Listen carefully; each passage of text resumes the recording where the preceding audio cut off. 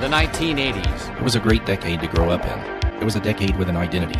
It knew its place, what it wanted, where it was going, typified by big stars, original synthwave music, big money, fast cars, and a formidable empire of opposition. Yet underneath it all lurked a darkness that rests in the heart. Back in the 80s and early 90s, a wave of troubling accusations swept across North America. Cocaine, murder, secret lives of rape and pedophilia, drug kingpin, the crack epidemic, the blood plague of HIV and AIDS, which sent shockwaves of fear around the nation. And it got even stranger.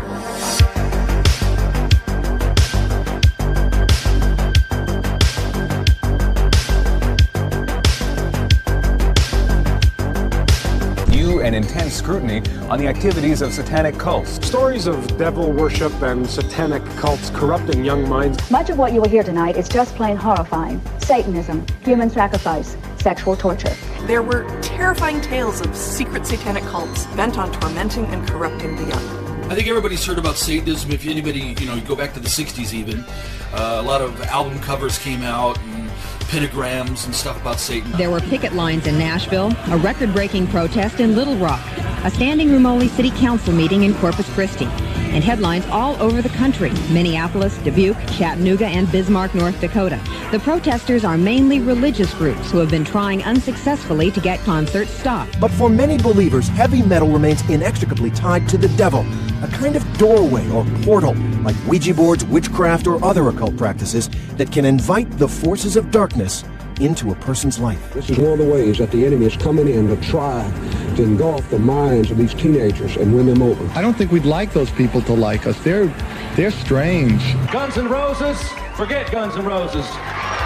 You need to get into God and Moses. They're not out here for any Satan worship. It's just rock and roll. That's all it is. We're talking about sex, drugs, rock and roll, violence. We're talking about a concerted effort to manipulate the human beings of this country into a new order and a new world, and the people are going along with it, docile, and have nothing. And it says Novus Ordo Seclorum. And I said to myself, what's this all about? I don't know anything about Satanism. I read about it in the Bible, of course, and that's about it. Satanism, devil worship, is being practiced all across the country. An increase in teenage homicides and suicides with ritualistic or satanic overtones. Just barely 14 years old, Tommy Sullivan had written this contract with the devil before he butchered his mother with his Boy Scout knife. Do you still believe in Satan? Yeah.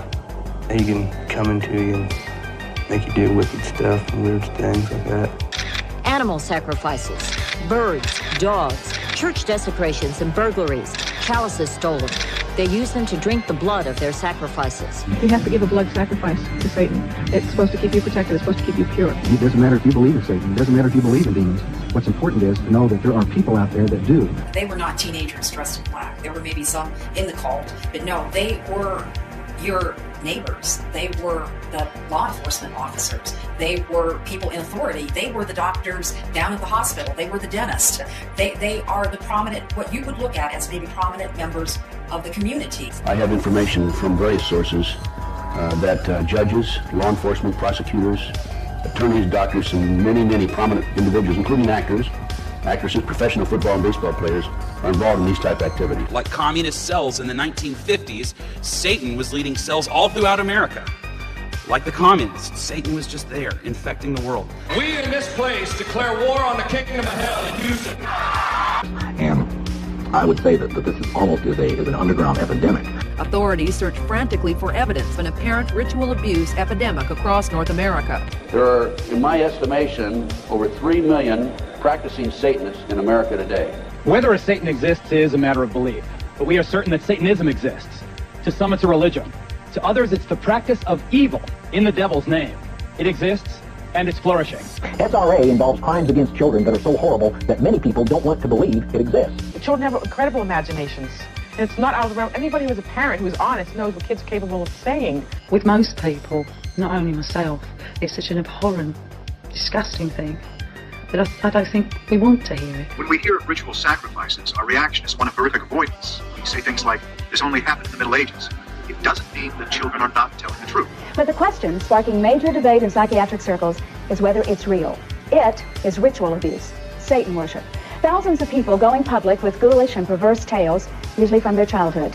The essence of what was going on for me as a child is that People were addicted to violence, and people were addicted to getting pleasure, got pleasure out of hurting and killing people. They would put me in cages, they would sacrifice animals, they would have a lot of candles and chanting and bizarre things I had never seen. Did people think this was a fantasy, that you'd made this all up? It was such hocus pocus that it couldn't possibly have happened? Well, I was one of the first to stand up and start to recount these kinds of things and to bring it publicly. And us kids would be made to do things with the adults and the animals, and then a sacrifice would happen. The sacrifice? Were these animal sacrifices? Animals and people. That's the baby right there. Right here? Uh-huh, it came out of her already. What'd they do to the baby? Then David took it and kept throwing it against the wall, and he killed it. He has drawn pictures of a child being sacrificed. He's talked about animal sacrifices. He's disclosed molestation. Why do they do such wicked things in these couples? Because they're pleasing Satan. The lower you become, the more vile you become, the more pleased Satan is with you, and therefore the more power you'll get when you die. And they believe this? They believe it. They absolutely believe it. He was called Lucifer. What did they say about the devil? That killing the people made him happy. What did they say the devil would do to you? They said that if we told that the devil would come and kill our parents. What were they doing to you? Molesting me. What does that mean? What does molesting you mean? Touching us in places we don't want, and then they would like threaten us, like, oh, you don't say a word else, we're gonna come to your house and kill everybody. That was part of the scare tactics. You know, this could happen to your mom and dad if you tell about anything that's happened. As the children disclosed, I became more and more distressed at what they were telling me, because they were telling me things that you only saw in horror films and read in fictitious books. The father had 10 children. He ritually sexually abused them in every way possible. Those 10 children were eventually taken into care. Those 10 children became adults, and between them they had 23 children. Subsequently, the grandfather, those 10 adults, and now the 23 children were all involved in ritual abuse, and grandfather and those 10 adults sexually abused those children in every way possible in a satanic way. NSPCC, which is our National Society for the Prevention of Cruelty to Children, their inspectors that look after children at risk all over the country were reporting that throughout the United Kingdom they were finding evidence of satanic abuse. As a child, my next guest was used also in worshiping the devil, participated in human sacrifice rituals and cannibalism. She says her family has been involved in rituals for generations. Of course, I was a generational Satanist, what they call a generational Satanist, and what that means is that my family was involved in it and their family before them. When I was very young, I was forced to participate in that, in which I had to sacrifice an infant. And the purpose of sacrifice is to what? Is to bring you what? What are you sacrificing for? For power. I've been told by people that know a lot more than I do that the reason for all of this death and murder is because of the belief in the demons and the power that they can get from that. And these people believe that the more innocent the victim, the more horrible the death, the closer you are at the moment of death, the more magic is released and the more spiritual power they get. Who was the leader? Who was the boss of the game, of the cult? At home it was my nan. Your nan made you have sex with animals? Yeah. Like goats and donkeys. What would your grandma be doing when these men were forcing themselves on you? Usually laughing. Or smiling. Or having sex with another man. The part that made me believe this child's story was that when he finally said, this baby, he talked about several, but this particular baby had been killed, stabbed again in a different way, but stabbed. He curled up in a fetal position. He was 9 years old when he was telling this story. He curled up in a fetal position, and his eyes got real glazed, and he said they cooked that baby on the grill. He then went on and told us how they would cut out the heart, or they would cut off the sex organs.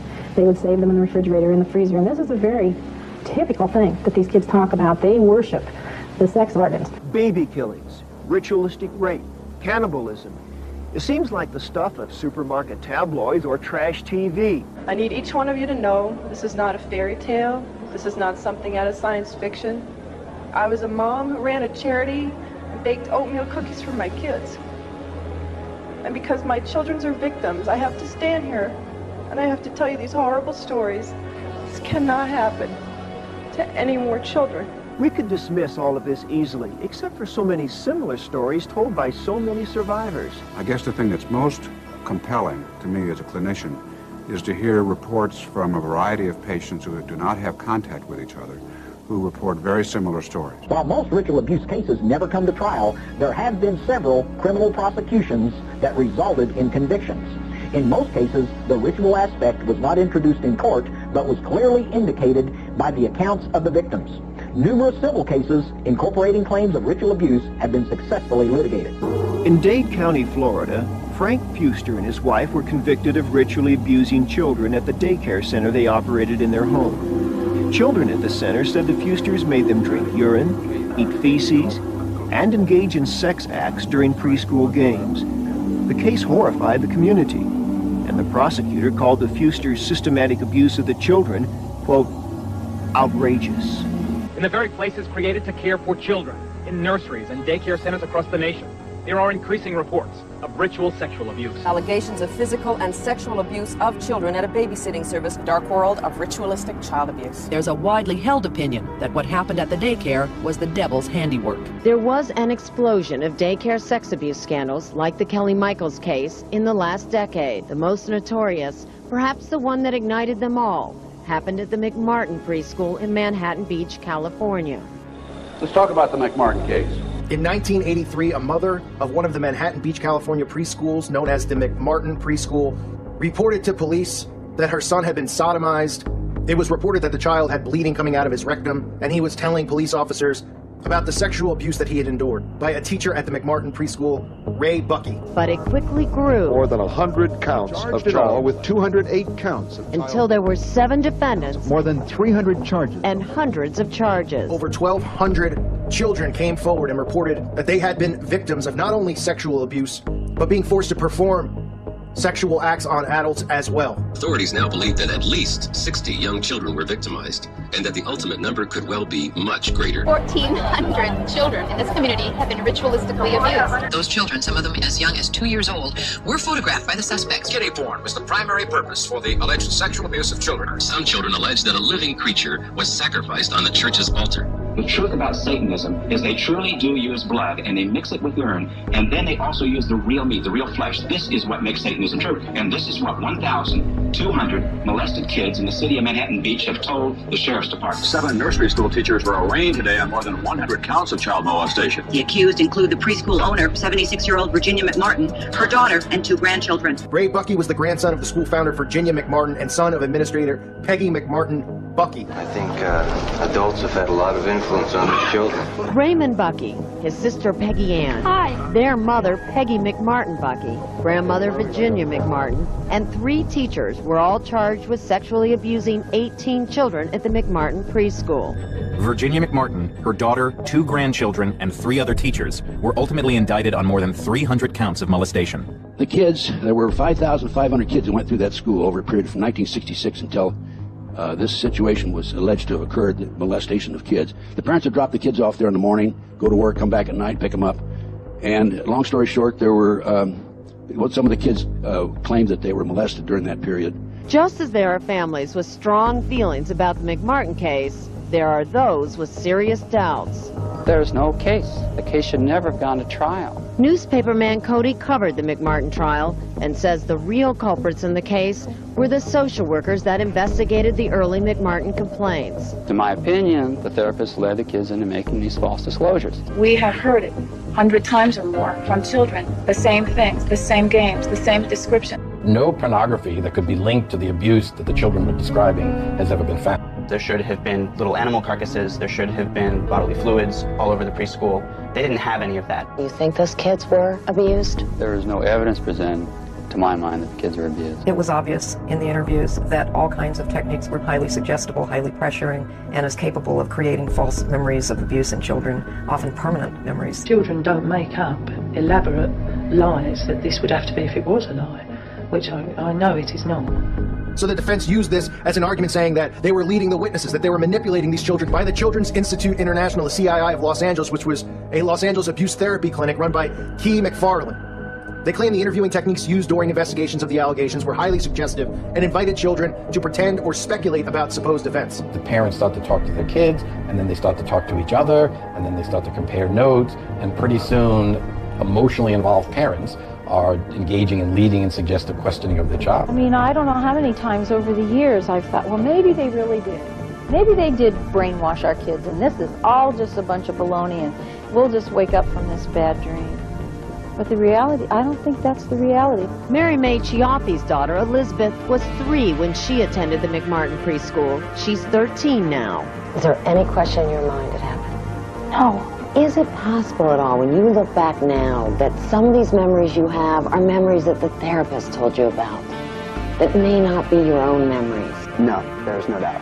I remember tunnels. They were kind of like a subway tunnel, but it was a long, like a circular tunnel, and there were lamps, like the oil lamps, every so often, and it was a dark tunnel, and there were pictures of the devil on the wall. And the tunnel went right on across, all the way over to this wall. The children said that they were taken down into the tunnel and brought up into this triplex next door, and then they were placed in cars and taken out into the communities and prostituted. They were involved in various ceremonies, including ceremonies in a chamber underneath the school. They claimed there were tunnels under the school. They claimed they were molested under the school. They claimed there were children that were sacrificed, satanic type ceremonies, adults in robes chanting without any clothes underneath and candles, the whole 9 yards. We were probing all over the school trying to find some evidence of tunnels, and it was like finding a needle in a haystack, really. In 1985, the district attorney looked for tunnels at the site but found no sign of them.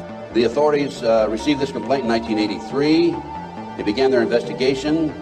The authorities finally in 1985, went out and decided to look for the tunnels because they said the children were hallucinating. Prosecutors came in about 2 or 3 days and lifted tile, and they didn't see any indication that there was any break in the floor, and that's all they did. This was the wall, the west wall. After the acquittals, Ted Gunderson helped Jackie McGauley The backhoe went straight down about lead an excavation at the McMartin site.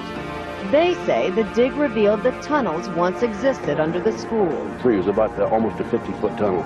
Through it all, the Buckies remain steadfast about their innocence. When I'm very nervous, I probably said some things that are not quite correct, and I'll grant it and I'll admit that. Including Mr. Bucky, whether or not you molested children in this case? No, Mr. When I know that I did not molest children ever in my life. Hung jury on Ray Bucky, the accused, and Virginia, the grandmother, was acquitted, and they retried Ray Bucky in the second trial. I had an opportunity to take control of the property. Within 34 days, we documented that there had been tunnels under the school. The kids said they were taken through the tunnels, up into a trap door, the triplex next door, hid in automobiles, and prostituted. 2, 3, 4, 5-year-old children taken out in the community used as tools. So we documented that there were tunnels under the school that had been filled in. I called the DA in the second trial. The DA refused to do anything about it. The tunnels found at McMartin Preschool. A preliminary report. We found a 9-foot wide subterranean entrance under the west wall of dog room. There were 4 classrooms. That was Ray Bucky's room. 45-foot tunnel. 9-foot wide subterranean entrance found under west wall of the, quote, dog room. Classroom 4. Blank classroom. A 45-foot tunnel, 9-foot wide, subterranean entrance found under the west wall of the dog room. Classroom 4. Avocado tree roots on both sides of the entrance. A 9-foot wide chamber was found along the tunnel across classroom 4. The top of the chamber and the top of sections of the tunnel had layers of plywood covered with tar paper, which had apparently been supported by cinder blocks and 2x2 and 2x4 wooden posts found underneath. Tunnel features made it evident that the tunnels had been hand dug. Tunnels were 30 inches wide to 44 to 46 inches deep. The top of the tunnel 30 inches under the classroom floor. The footing between classroom 3 and 4 was arched, where the tunnel passed beneath and was 12 inches shorter in depth at this location.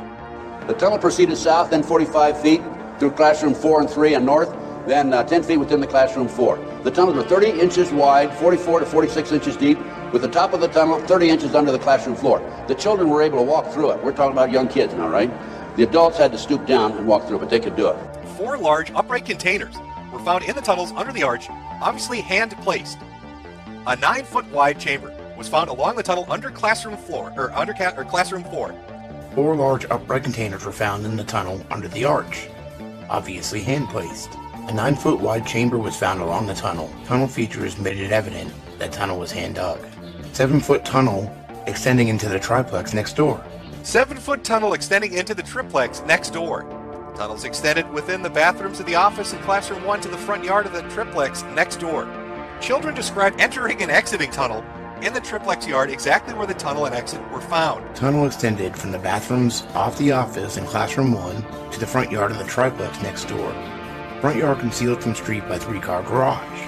Children described entrance and exiting tunnel in triplex yard exactly where the tunnel and exit were found. A small white plastic plate with 3 pentagrams hand-drawn on top of light green paint was found by the archaeologist in the stratified dirt in the play yard. Per historical archaeologist, pentagrams were hand-drawn by an adult and not part of the manufacturer's design. No doorknobs were on Classroom 3's door, only a deadbolt lock. Each classroom had an on and off light switch labeled with fire alarm. System did not connect to fire station, but was used as an alert within the school. More than 2,000 artifacts were found under the school floor, including over 100 animal bones. So before the media had even finished doing the smear job on these children and on the social workers who helped them to say what had happened, the FBI knew for a fact that what the children were saying was absolutely fucking true. The FBI report here says that the tunnels are exactly where the children say, and inside the tunnels, there are a lot of animal corpses, and there are pentagrams on the fucking floor. Okay, case closed. And people said, that's satanic panic. These kids have been coached into giving these answers. This never happened. And yet in the FBI report, there's an archaeologist paper talking about, it doesn't speculate that there are tunnels. It said we went into the tunnels. In the tunnels. He's talking about being in the fucking tunnels. Finding containers in the tunnels. Finding pentagrams and shit in the tunnels. Finding hundreds of animal bones in the fucking tunnels. The tunnel exits exactly where the children said it would exit. What the fuck is going on? The jury could not agree on 13 counts against Raymond Bucky. So 6 months later, prosecutors brought him back to court. Once again, the jury was deadlocked. Therefore, there is legal necessity to declare a mistrial. And with that declaration, one of the longest, most expensive criminal trials in U.S. history finally came to an end. I'm glad it's over. Wake up, America. This is your wake-up call. I want people to know that it did go on, and that it still does, and that it probably still will go on. We believe the children because once upon a time, we were the children, and nobody believed us. These people, the satanic movement in the world, has set up preschools throughout the world for the purpose of getting their hands on our children. Do you dismiss that as a child's fantasy, or do you take it seriously? Well, as a policeman and as a father, I obviously take it very seriously. Very seriously indeed. Now, if satanic abuse is really happening, why is it so hard to prove? And if it isn't, why would people make it up? On April 28, 1991, the Omaha World Herald carried a story along these lines, titled Satanism. Lots of talk, little proof. It said that the problem was not an epidemic of satanic abuse, but rather authorities say America is witnessing an epidemic of concern over Satan and his minions, especially among adherents of fundamentalist Christianity. What I know clearly, because I've had this argument thousands and thousands of times, is those people who choose to believe that this is going on, there is simply nothing that you can say to them that will change their mind. No matter what you say, they have an explanation. The Tribune cited Kenneth Lanning, the Federal Bureau of Investigation's expert on occult crime, on the virtual non-existence of ritualistic abuse. Special Agent Lanning, you've looked into this hundreds of cases. Have you ever found one shred of evidence that this exists? I think what we need to back up for a moment here, what is very important is to understand that one of the greatest impediments to any meaningful discussion about all of this is the lack of a uniform and consistent definition of what is ritual abuse. Most of these victims describe a whole continuum of victimization, and it's not a matter of it's all true or it's all false. Parts of it can have more validity and accuracy than others. What there isn't any evidence of is the extreme end of what these people describe, and that would be the organized intergenerational cults, the baby breeding, the human sacrifice. It is that part of it for which there is no evidence.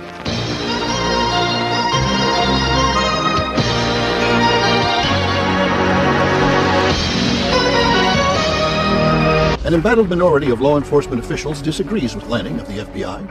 Ted Gunderson, a 28-year FBI veteran, former special agent in charge of the Bureau's Los Angeles Field Division, speaks from his personal knowledge of one of the most infamous recent cases involving ritual abuse. Gunderson commented on the effect of Lanning's disclaimers. In my opinion, other than Satanists active in the United States in the 20th century, Aleister Crowley, Anton LaVey, and Michael Aquino Ken Lanning is probably the most effective and foremost speaker for the satanic movement in this country today or any time in the past. They have to keep making the conspiracy larger and more exotic and more bizarre. So they have to be breeding babies. They didn't record their birth. They're baby breeders. Well, then how come we can't? Well, then the police are part of it. They've infiltrated the police, and they've infiltrated the government, and they've infiltrated the FBI, and the president's involved in it. And now they're not only responsible for child sexual abuse, but they're responsible for pornography. From there, it went to pedophilia, pornography, prostitution, corruption in the courts, law enforcement, corrupt, prosecutors, corrupt. And the centerpiece of the entire web is the use of children for sex and drug dealing and drug couriers, the compromising of politicians, the compromising of businessmen, the worst of all, the corruption of key institutions of government that have the duty and responsibility to make sure these things never happen. And the next major case I'd like to mention is the Nebraska case. One of the grimmest and most disturbing examples of heinous crimes, institutional corruption and abuse of political power, is said to have occurred back in the 1980s in the heartland of America, and it is known as the Franklin Conspiracy or the Franklin Cover-Up. The conspiracy involved a child pedophilia ring allegedly involving prominent politicians and business leaders in the Omaha, Nebraska area, with ties leading all the way to some of the most powerful circles in Washington, D.C. Franklin Federal Credit Union scandal, centered in Omaha, opens a window into the hideous world of child abuse and of organized illegal drug peddling, patronized and protected by powerful figures in politics and business. A major investigation headed up by John DeCamp, former state senator, a good friend of mine. John is an attorney here in Lincoln. He is also a lobbyist.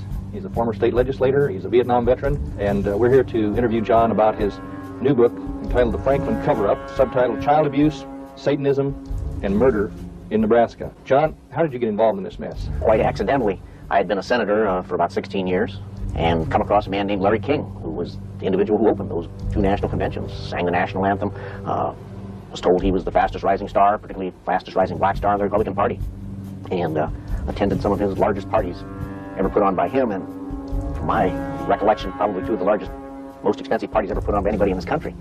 And so when the Franklin Credit Union failed, I had more than a passing interest in observing and following up and seeing what it was all about. The credit union was closed, for the information of our viewers, on November 4th of 1988. The FBI and IRS came in and closed it down. Right. National media interest in the case flickered in 1988 when the Franklin Community Federal Credit Union was raided by federal agencies and shut down. Franklin's manager was Lawrence E. Larry King Jr., then 44, a rising star in state and national Republican circles, and officer of the National Black Republican Council. King sang the national anthem at the GOP national conventions in 1984 and 1988. Franklin Federal Credit Union was a small people's bank in Omaha, Nebraska. Larry King was general manager. Thank you. This is especially an exciting day for me. Larry King ran the Franklin Credit Union and a few other businesses in Franklin, Nebraska. A man who chartered private jets, hosted extravagant parties, and maintained bodyguards was simply in charge of a credit union in a little town in Nebraska, which happened to be located near Boys Town, a Catholic institution for orphaned youth. This was supposed to be a $2 million credit union that was just a minority credit union designed to help the black people in the Omaha area. In fact, as they quickly discovered, and we don't even know this is the truth or not the truth at this point, it could be far, far more, but they discovered 40 million missing. Well, when you only have 2 to start, and you have records that show you stole 40, creates some baffling questions. Nearly $40 million was missing from the coffers of the small, ostensibly community-oriented credit union. The financial scandal turned into something more when it became known that children from Omaha and its surroundings said they had been flown from city to city to be abused at parties held by Franklin's officers and well-known Nebraskans, including nationally prominent Republican Party activists. And what we developed there was that children were being taken out of orphanages and foster homes, driven to Sioux City, Iowa, 184 miles away, and flown to Washington, D.C. for sex orgy parties with congressmen and senators. From 1979, Larry King developed close commercial ties to Boys Town, and Boys Town youngsters were sent to work for his companies. Boys Town, Nebraska is America's favorite children's charity. Located in the heartland of America, Boys Town youth have come from many backgrounds and locales. King used Boys Town as a source of young boys for his business and for sex and drug orgies. We didn't go to Nebraska with a conspiracy theory in our mind, hoping to prove it. We went to Nebraska to try and work out what happened. and we founded a conspiracy of silence. King's lavish lifestyle burst into flames in 1988, just before the Republican National Convention, when 7 victims of King's child abuse and prostitution stepped forward. The victims claimed that King took them to various parties that he threw for the Republican elite, and at these parties, the children were abused. Did you know that Larry King was taking boys out of Boys Town? Oh, yeah, I don't think there was really nobody else that didn't. That didn't know that? They didn't know that. They know. They've had complaints every week on rape and molestation. They know that. Larry King was, I would say, the center of transporting the children around the country.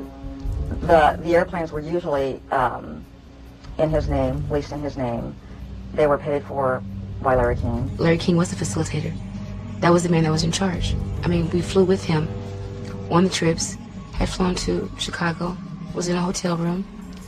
I was dressed in a negligee.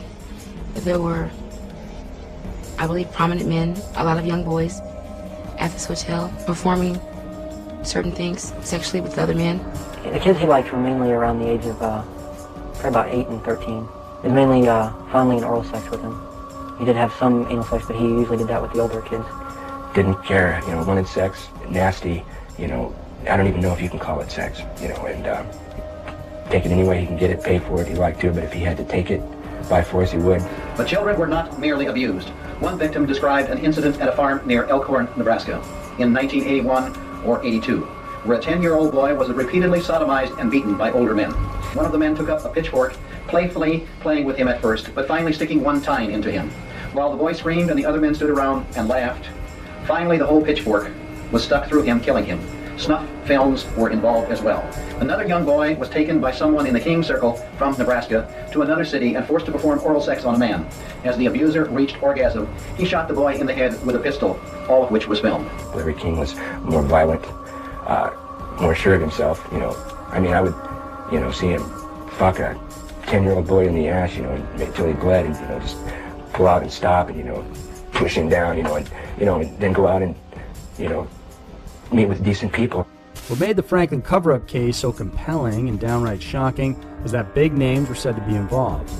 This included not just figures connected with the Franklin Credit Union, but also prominent individuals like a Nebraska court judge, the chief of police in Omaha, and many, many more. In fact, the allegation of involvement also extended to former President George Bush Sr., Dick Cheney, Barney Frank, and many others. All the kids that I've talked to discussed that they were flown around on small planes, and I have hundreds of receipts. This one is going to Washington, D.C. He would fly us to nice places or people's houses. There would be gentlemen there. They would like things done to them sexually, or they would like to do things to me sexually. Some of the parties, when they started off, were straight political type parties, no sex. So you were in the White House? Yes. How did you gain access? Well, I came down with Larry King. What time of night? It was usually around midnight, and it was kind of a gift for our services that we were doing. And then when some of the men had left, some of the politicians had left, the ones that had planned on engaging in some type of sexual activity, that would come after the party.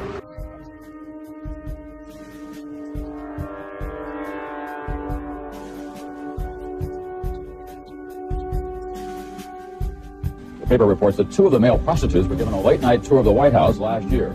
The White House press secretary, Harlan Performer, said he knew nothing of this investigation. Homosexual prostitution probe ensnares officials of Bush-Reagan White House. Call boys give a midnight tour of the White House.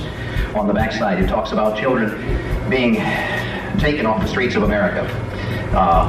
In addition to credit card fraud, the investigation is said to be focused on the illegal interstate prostitution, abduction, and use of minors for sexual perversion, extortions, larceny, and related illicit drug trafficking. The pedophile ring, homosexual pedophile ring, they were transporting these kids from Omaha to Des Moines, to Minneapolis, to Milwaukee, to Madison, and back to Omaha.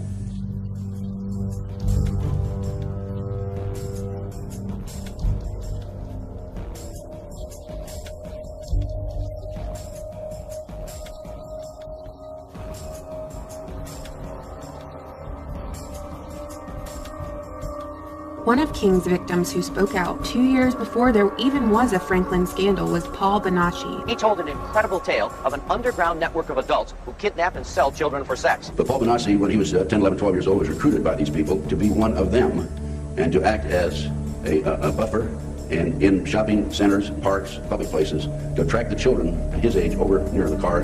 The adults involved in the ring would grab them and they would kidnap them. Bonassi claims that an organized ring of pedophiles abducts children and forces them into a life of child pornography and prostitution, and that it happened to him. And they force you to do things, and they photograph it, they film it. The whole purpose for that is to either blackmail you into staying with them or split your mind up so that you don't even remember who you are. Paul relayed that at the age of 8, he began attending King's parties as a child prostitute. Paul claimed that Democratic Senator Barney Frank had abused him, and he was given midnight tours of the White House, only to be taken to a separate location shortly thereafter and abused. In talking to Paul Bonassi, he told me about the number of times when he and others were taken out of schools, private schools in Omaha, driven by limousine to Sioux City, Iowa, and placed on private jets and flown to Washington, D.C. for sex orgy parties with congressmen and senators.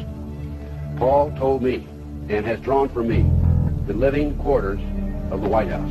King was also involved in kidnapping. Oh, yeah. What knowledge do you have of that? They'd have what they call catalog kids. Mm-hmm. They would basically just go out driving around looking for kids. And they would take pictures of them and go to these wealthy, influential people and say, you know, would you be interested in this one or that one or the next one? And they would basically go snatch them. They have a crew that goes in certain parts of town, and they ask for the ages. We want them between 6 and 10. And they'll say we want them all white. And that's what they'll get. We want 3. And we want them in those age brackets. They sent out scouts, just like a scout, but the guy was a perv to decide who he was going to kidnap. And they would take pictures and without their knowledge. A guy named Rusty Nelson was taking pictures of them while they were doing this sort of thing. And so he had these pictures of these dignitaries who were involved in these nefarious sexual activities. Rusty Nelson, the photographer for Larry King, attended these parties, documenting powerful men in compromising positions with minors as a form of blackmail for King. In a court hearing in 1999, Rusty Nelson revealed his close relationship with King. Nelson relayed that he had witnessed King phone President Reagan when other individuals couldn't resolve a specific problem. In other words, a man with abuse and child prostitution allegations had a direct line to the then president. In this springtime of hope, some lights seem eternal. America's is. Thank you. God bless you, and God bless Rusty, number one, I want people to understand a little bit about you, who you are, how your involvement started with this whole sordid story that we're all into. Well, I've been a professional photographer for almost 25 years now. When I was first starting out and getting established, going to this bar and taking pictures, they were doing drag shows. It was a gay bar, and I started taking pictures of the drag queens and selling them to the performers. So I mentioned to the owner of the bar that I was looking for some work. I was hinting to him that, you know, I could use the job there. Lo and behold, he hooked me up with Larry King. And I had no idea who Larry King was. A lot of it was me handcuffed with my hands behind my head and my feet tied. And most of the time, Larry King took pictures quite a bit during that time. You know, at first it was, everything was all hunky-dory. I didn't see anything wrong with anything at all. Everything, I mean, from just, you know, touching to, you know, fruit, squash, you know, huge squash, you know, that big around, you know, stuck into you, into your ass, you know. And he had me sit in his office at the credit union and he'd have our meetings and heat things, hot things, you know, poked at you and stuck in you, you know. What were you doing and what was going on during this initial phase when you just first started to work with Larry King? Well, we were going around. He was doing fundraisers and things like that, you know, $5,000 a plate, you know, suppers and things like that. And I was there to take pictures of these parties. Okay. Okay. Well, lo and behold, afterwards, he was having another party with a few select people, and this was a sex party. I don't know. And I think I could have said no. But I don't know. Okay. And you know, Alicia, you're a victim. And at a young age,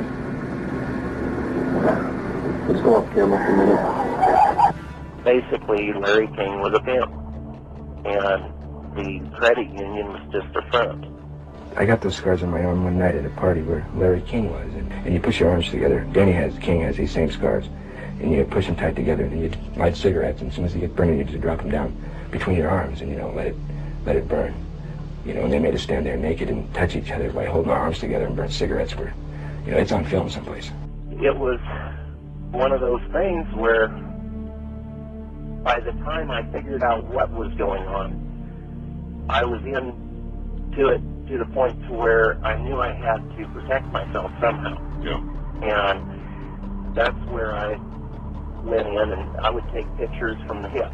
That's where I'd keep my camera down by my hip. Oh, okay. And I'd disconnect the flash cord. Mm-hmm. And I'd usually drop in, I'd keep a spare roll of high-speed film, and I'd drop that in and go ahead and start shooting that way and get pictures of some of the people and who they were with.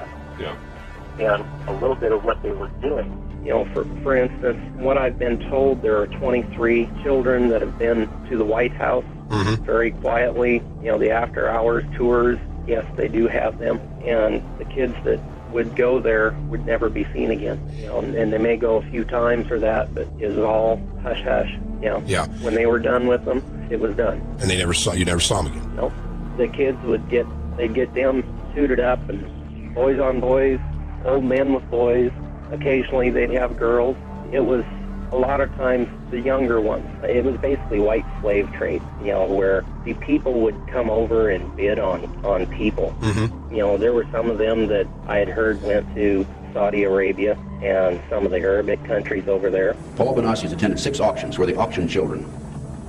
Anyway, any age from 3 and 4 all the way up to 21. They put a tag around their neck. They're in their underwear. They have a number on the tag, and people down below bid on them.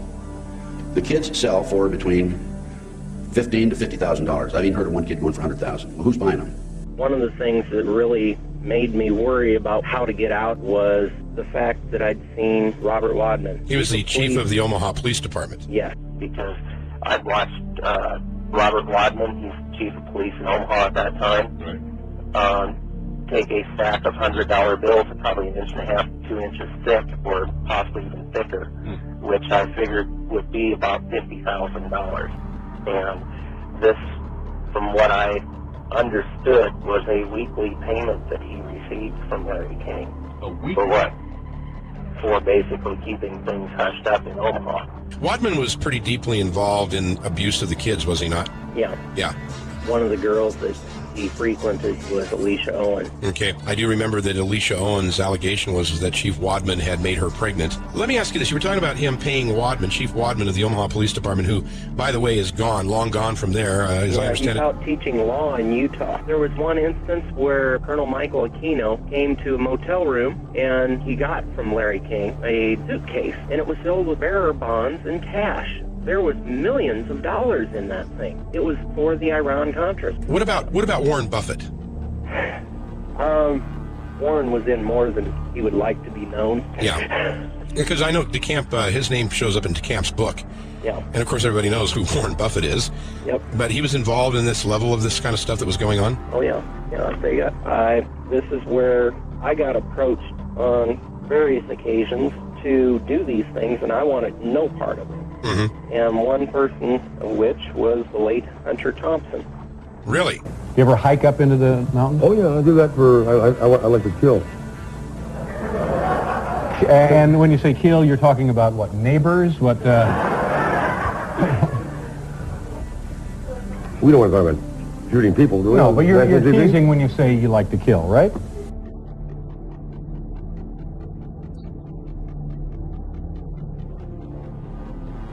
So Hunter Thompson approached you about doing a snuff film? Yep. Okay. He was introduced to me by Larry King, and he offered me $100,000 to shoot a snuff film. Or actually, Larry offered it to me, but it was through him. Yeah. Larry really pressured me to do it, and I wouldn't do it.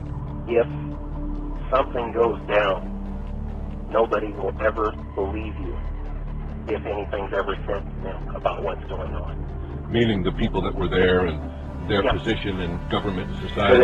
There was one night where there was a presidential limousine, and the Secret Service had swept the place beforehand. Yep. And they kept it secured for a couple days. And, you know, that's what went on. Well, do you think the things that were involved in the Franklin scandal were to compromise people and so that they would have political advantage over them? Oh, yes. Yeah, there was blackmail and all that done. It was they basically had a honeypot scheme set up, you know, where they would get political people or people in power or that have money or whatever to engage with sex with men or underage kids or whatever, and then either they would be videotaping it secretly or somehow recording it. There was a house in Washington, D.C. where a lot of the children were flown to, and there would be like pedophilic parties, pedophilic orgies. And this house was wired for audiovisual blackmail by a CIA asset named Craig Spence. This individual here is Craig Spence, who was a lobbyist in Washington, D.C., but who purportedly had connections to the CIA and was tied up in this homosexual prostitution inquiry that famously made the cover of the Washington Times in 1989. Spence's Washington, D.C. home had been wired for video and audio surveillance, according to him, by people connected with the CIA. Spence was a Republican lobbyist and was also part of the Franklin Community Federal Credit Union. Later on, he openly expressed his fear he would be killed by the CIA and his death made to look like a suicide. True enough, Spence was found dead inside his hotel room, and the coroner declared his death a suicide. I had been in the business for a year or so when I answered the casket hotline. The caller said his name was Craig Spence, and I found him to be quite garrulous. Typically, the initial phone call placed to me by clients was brief, and they often provided a pseudonym, but Spence disclosed that he was a lobbyist who lived in D.C.'s upscale Kalorama neighborhood. He requested a young, boyish escort, 18 or 19 years old. I phoned Jimmy, and he sent an escort to Spence's home. 2 hours later, Spence phoned again, requesting a second escort, which Jimmy quickly dispatched to his residence. At the time, I found my conversations with Spence extremely perplexing, and I will forever woefully regret the day that he contacted me. Spence started phoning me almost every day, and he spent up to $20,000 a month on escorts, becoming my most prolific and lucrative client. The vast sums he spent on escorts translated into well over 100 sessions a month. I was puzzled by his exorbitant expenditures, so I questioned the various escorts who had been dispatched to his residence about their respective encounters with Spence. Some described bacchanalian orgies. Other escorts who had one-on-one encounters with Spence described his penchant for extreme depravity. He was fond of being shackled, fettered, and whipped, and he also had a predilection for being beaten up and urinated on. Spence was certainly an enigma to me, because I sincerely wondered how he became so deranged. The revelations unfurled by the escorts who called on him prompted me to send only extremely seasoned escorts to his house. I had been interacting with Spence over the phone for a couple of months when he invited me to his Kalorama home. Given the anecdotes that were conveyed to me by the escorts who had dealt with Spence face-to-face, I felt apprehensive when I drove to his home. I was met at the door by one of his security personnel who escorted me into the living room, which was beautifully furnished and decorated. Spence and an African-American man in his 40s were reclined on the living room's chocolate-colored sofa, and I was directed to a leather chair that was adjacent to the sofa. And after I sat down, he introduced me to Larry King, his African-American friend. Spence certainly didn't come across as the reprobate described by the escorts, but rather he appeared to be a refined gentleman. After Spence's perfunctory introduction, he launched into a long-winded soliloquy. His initial remarks were of a resume of sorts. He said that he was a lobbyist as well as a consultant for various interests in Japan and the healthcare industry. Spence then told me that he had, quote, friends who were perched at the pinnacle of power. He emphatically stated that he held the reins to omnipotence, and he had the ability to make a life-altering phone call. He repeatedly reiterated that he could make, quote, life-altering phone calls. After Spence concluded expounding on his power and connections, he discussed my role in his grand vision.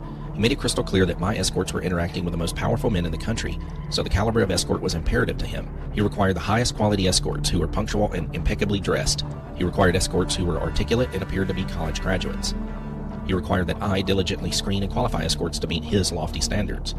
Spence barked out his demands as if he were barking out orders in Marine boot camp. And he emphasized that it was a privilege for me to provide him with escorts. King also chimed in about his exalted status and clout too. I felt like Spence was putting on a show for King, but King wasn't an individual who acquiesced to being outboasted.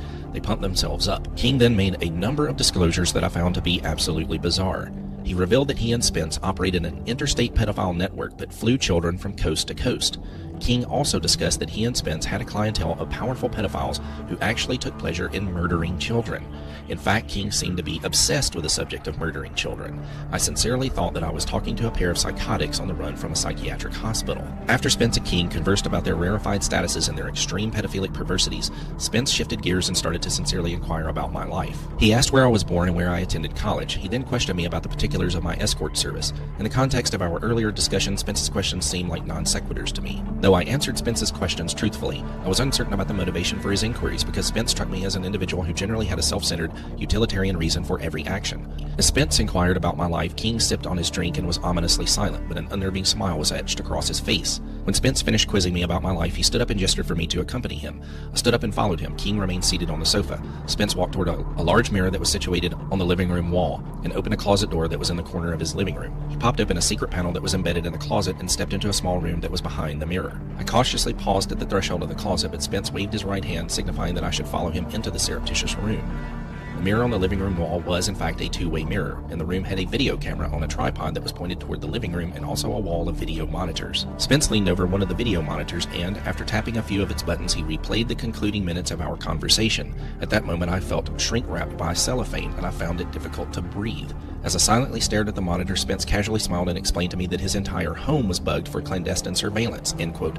CIA operatives had installed the concealed video cameras throughout his house. He couldn't help himself from crowing that his surveillance equipment was state-of-the-art, and the camera that captured our conversations was embedded in the living room's thermostat. Spence then divulged that he blackmailed the rich and powerful. I remained stunned and speechless as I watched myself discussing my life and escort service on the video monitor, but after a few minutes I started to swell with anger. However, I didn't express my anger to Spence because at that moment I was undeniably frightened of him, and I'm also not a confrontational person. Once Spence had flaunted his blackmail equipment, he dispensed a grave threat about the, quote, consequences if I uttered nary a word relating to his concealed cameras. He then dismissed me. As we sat in Spence's living room, Spence and King once more broached the subject of me procuring children for them, but they started becoming extremely aggressive. Although I emphatically told them that I wouldn't pander children, their demands escalated to an inexorable crescendo. Spence and King finally demanded that I pluck destitute children off the streets of D.C. and deliver the children to them. I was essentially blackmailed during my first meeting with Spence and King, and I found my subsequent meetings with the tandem quite unpleasant, because they attempted to coerce me into ensnaring children for them. King had previously mentioned that he flew children into D.C., and the escorts I employed confirmed that minors were in attendance at Spence's orgies. Despite my earlier state of denial, I had come to the horrifying conclusion that Spence and King operated an interstate pedophile network for their power broker cronies. But I absolutely refused to aid and abet their abuse of children, despite Spence's potential to blackmail me or perhaps even kill me. How old were these boys and girls? They could be anywhere from probably 8, 10, 12 years old, all the way to usually their early 20s. And where'd they come from? Some of them came from Omaha, some of them came from New York, or he had them out in Washington, D.C. You know, a lot of them, they were street kids, and he had a way of finding people who would not be missed. He'd find somebody out on the street, and he'd bring them in and feed them, clothe them, give them a real nice, glamorous life. And next thing you know, it's payback time. They would get these kids from the street. He'd offer them a life, and they didn't realize that he was going to take it. Well, how much was drugs involved in all this? Very much. From what standpoint? Drugs was a strong part of how they got control of some of the kids, because that's what some of the kids were there to get. They would do the sexual acts and then be provided with cocaine or whatever type of drug they wanted. There was a party that I was at in Washington, D.C. on Embassy Row, where he had the table laid out like you would a fine buffet. Well, they had little salt dishes with razor blades and spoons and with, you know, a little straw on them. And a bowl full of cocaine in a punch bowl. And again, these are people, politicians and people like that were attending these parties and partaking in this. Some of these things were cloaked in secrecy because a lot of them were instigated out of back. That's the Air Force Base in Omaha. That's Strategic Air Command. What did they have to do with it? That's where a lot of the MK Ultra things went on. The mind control. A lot of the kids were brought in. They were either drugged or they'd take them through this MK Ultra and do the mind control. Larry was very good at that. And what about these snuff films? Did he do those indoors or outdoors? They were usually done in out of the way. You know, they were places that, like an old farmhouse or something like that, Yeah. where they would sacrifice somebody. Well, who would they sacrifice? Basically, they could take one of the kids. So the kids that have been kidnapped or otherwise? I guess. You know, as far as I could tell, that's where they come from. He had a daycare center in Omaha that he ran as a non-profit. What was Larry doing at the daycare center? Oh, he was finding kids. Okay. And he would go rent them out, whether it be for himself or for others. How did they get that past the parents, for example? You know, a lot of them were orphans, street kids. He'd say, well, my son's having a party, a sleepover, or something like that. And the way Larry put it was, this is so bizarre that nobody will ever believe you if you told them. Even to this day, people think that I'm full of it by relating to them some of the things that have went on. To the point to where I realized what was going on, I knew that if I was just to go to somebody and say that, you know, this is what's happening, they would basically squash me. King was arrested, and a federal investigation showed he'd stolen $40 million from Franklin. But the FBI's inquiries were secret, and evidence of King's sex ring was quickly covered up.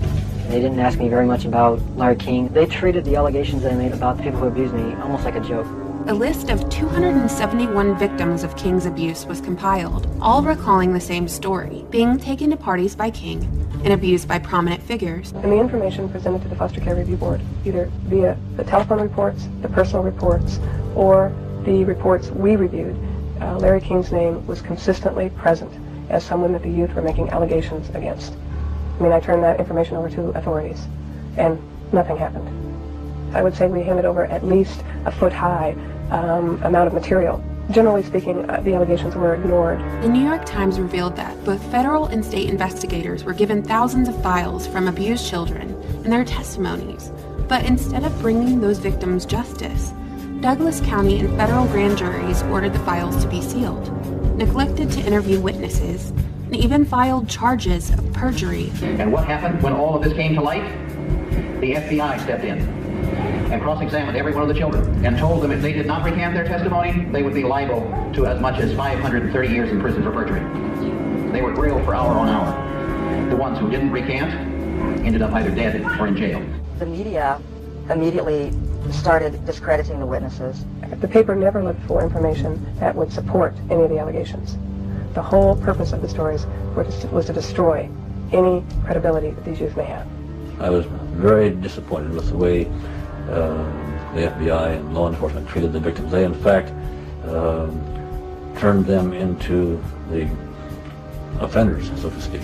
This is unprecedented, probably in the history of the United States, commented Dr. Judy-Ann Denser-Gerber, a lawyer, psychiatrist, and nationally prominent specialist on child abuse, during her visit to Nebraska in December 1990. If the children are not telling the truth, particularly if they have been abused, they need help, medical attention. You don't throw them in jail. It's not going to be believed, they said. It will not be believed. You will be found guilty of perjury. I mean, they weren't telling me maybe. You know, they were saying, there's no way. You go on with this story, you're going to jail. I mean, that was said to me direct. And instead of taking the evidence that was delivered to them by the victims and interrogating the persons who the victims identified, they seemed to bear down and try to get the victims to change their story. The FBI's attitude was, just no, these kind of things don't happen. From the first interview when I went, and realized they don't believe a fucking thing I say, they were just appalled, but I realized what that look in their eye was back then. It was fear. It was fear of every, I had witnessed, firsthand things that would, destroy this city, people, a position, you know what I mean? Pedophilia owns this nation. Pedophilia is part of what we're talking about. And the hiding of the pedophiles is being done by none other than the FBI. You literally have to have bricks for brains to take on the FBI in this country. And that's exactly what you have to do this properly. They now, in my opinion, in my investigation, are the architects of the cover-up. The FBI has been informed as to everything that has come out of Benassi's mouth, and that was done by his attorney, John DeCamp. I submitted it to them, and it was like a forbidden zone I'd entered where they won't even communicate on it or talk to you or even reply. Under pressure from the FBI, Troy Bonner agreed to tell a Douglas County grand jury investigating Larry King that he and Alicia Owen had concocted the entire child abuse story on payment of a $500 bond. Troy Bonner was to be the star witness against Alicia Owen, but he grew uneasy about maintaining what he claims were the lies fed to him by the FBI. But when his brother Sean died in an inexplicable gun accident, Troy and his family were convinced they'd been sent a warning message. And those of us that didn't like to be involved and didn't want to be involved were threatened. For some reason, they had to send a signal to every kid who was a potential witness. A signal so loud and clear, if you dare to come forward, if you dare to talk, watch what happens. And when they threatened, that I can go find somebody that will kill you, and it will kill your family, you don't tell anybody. Both grand juries admitted that Alicia Owen and Paul Bonacci, whose testimony extensively corroborated Owen's, had been badly abused. But this was done, they concluded, by persons other than those the young people named. Bonacci, too, was indicted for perjury. Two other victim witnesses, whose stories buttressed those of Owen and Bonacci, recanted under immense pressure. Alicia Owen and Paul Bonacci refused to recant. Every victim witness who stepped forward in any way, or even was a potential witness that somebody heard about, has either been killed, put in jail under some theory or other, terrified or run out of the state, discredited. Is there a way for a well-prepared person to come out attaining justice if they've been falsely accused? Rarely. Is it just the stack is just so... A lot of money. Takes a lot of people behind you. And, if you're just one person, you have to rely on the public defender. You might as well kiss it goodbye.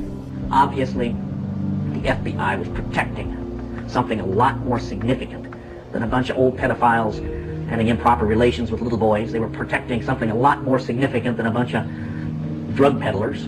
The FBI was brought in because I think one of the few law enforcement entities that had enough power, enough resources, and the wherewithal to be able to do such a massive cover-up. If you told somebody, you may be telling the wrong person. Yeah. And it would leak up, whatever, and you may find yourself dead. You may find family members dead. They were protecting some very prominent politicians, some very powerful and wealthy individuals associated with those politicians and the political system, up to and including the highest political people in this entire country. The Omaha World Herald was run by Harold Anderson. Okay. He had a farm place outside of Omaha, and they would go out and have various things out at that farm. Mm-hmm. Okay. You're talking about ritualistic kind of stuff? Yeah. Okay. And some of the kids were brought out there, the ones that were kidnapped. Mm-hmm. That farmhouse played an important role. This is an incredible story, Rusty. How much did Satanism play into the picture there? Was that a big part of it? What was it all about? A lot of that centered around Michael Aquino. Michael Aquino was a high-level officer in the National Security Agency. He was and is, you'll see him today, a practicing Satanist. He created the Satanic Temple of Set, which he still runs. He was a high-level NSA officer. He's a member of the association I used to be in, the Association of Former Intelligence Officers, AFIO. He's a member of that. He's plugged in big time to the intelligence community, and he wrote a paper called Mind War, and Mind War was about psychological operations against populations, including the domestic population. Drug testing on American citizens was more widespread than previously believed. They included experiments secretly involving hospitals testing drugs on criminal cancer patients and enlisting prisons to experiment on criminal sexual psychopaths. The committee was never able to determine the full scope of the program, since one-time CIA Director Richard Helms acknowledged that the program's records were destroyed in 1973 to avoid embarrassment. Dr. Aquino, the high priest of the Church of Set, Temple of Set, also a colonel, interestingly enough, in the United States Army. Aquino was first involved in MK-Ultra operations during the Vietnam War as part of the Phoenix program. As this 1952 CIA memo says, the aim is controlling an individual to the point where he will do our bidding against his will, and even against such fundamental laws of nature as self-preservation. Here's where it appears to have come from. At the end of World War II, before it even ended, Alan Dulles and people from our intelligence community were already through Switzerland making contacts to get out Nazi scientists. As World War II ends, they not only get out rocket scientists, but they also get out some Nazi doctors who have been doing mind control research in the death camps. They brought them to the United States. Along with them was a young boy, a teenager, who had been raised in a Hasidic Jewish tradition and a background of Kabbalistic mysticism that probably appealed to people in the cult, because at least by the turn of the century, Aleister Crowley had been introducing Kabbalism into satanic stuff, if not earlier. And they started doing mind control research for military intelligence in military hospitals in the United States. And the people that came, the Nazi doctors, were Satanists. Subsequently, The boy changed his name, Americanized it some, obtained an MD degree, became a physician, and continued this work and appears to be at the center of the cult programming today.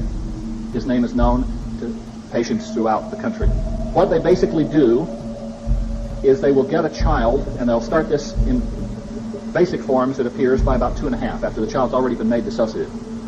Basically, in the programming, the child will be put typically on a gurney. They will have an IV in one hand or arm. They'll be strapped down, typically naked. They will have wires attached to their heads to monitor electroencephalograph patterns. And they will see a pulsing light, most often described as red, occasionally white or blue. They'll be given, most commonly, I believe, Demerol. Sometimes it'll be other drugs as well, depending on the kind of programming. They have it, I think, down to a science where they've learned you give so much every 25 minutes until the programming is done. They then, as they have that, will describe a pain in one ear, their right ear generally, where it appears a needle has been placed. And they will hear weird disorienting sounds in that ear, while they see photic stimulation, external psychic driving to drive the brain into a brainwave pattern with a pulsing light at a certain frequency. Then, after a suitable period when they're in a certain brainwave state, they will begin programming. Let me give you an example of one kind of programming in a patient at this point in time, about 8 years old, who has gone through a great deal. She would go into a room, get all hooked up, they would do all of these sorts of things. And when she was into the proper altered state now, they were no longer having to monitor it with electroencephalographs. She also had already had placed on her electrodes, one in the vagina, for example, 4 on the head. Sometimes they'll be on other parts of the body. And they would then begin. And they would say to her, "You are angry with someone in the group." She said, "No, I'm not," and they violently shocked her. And they would say the same thing until she complied and didn't make any negative response. They repeated again, "Do you understand?" "Well, yes, but I don't want to." Shock her again until they get compliance. And maybe she'd say yes, but they might say, "We don't believe you," and shock her anyway. Go back and go over it again. And they would continue in this sort of fashion. Come back, they may review what they've done and stop, or they might review what they've done and go on to new material. She said the sessions might go a half an hour, they might go 3 hours. She estimated 3 times a week. This is basically how a lot of programming goes on. No, first, I've been involved in intelligence and psychological operations for about 40 years in all levels of it and across the intelligence community. You are a lieutenant colonel in the United States Army. Correct. Now, and how does the Army feel about you being head of the Temple of Set? The Army has known about my religion for the entire span of my Army career, which began in 1968. The Army has paid very little attention to it, the same as it would to anybody who is, say, a follower of Hinduism or of Buddhism or any other slightly unusual religion today.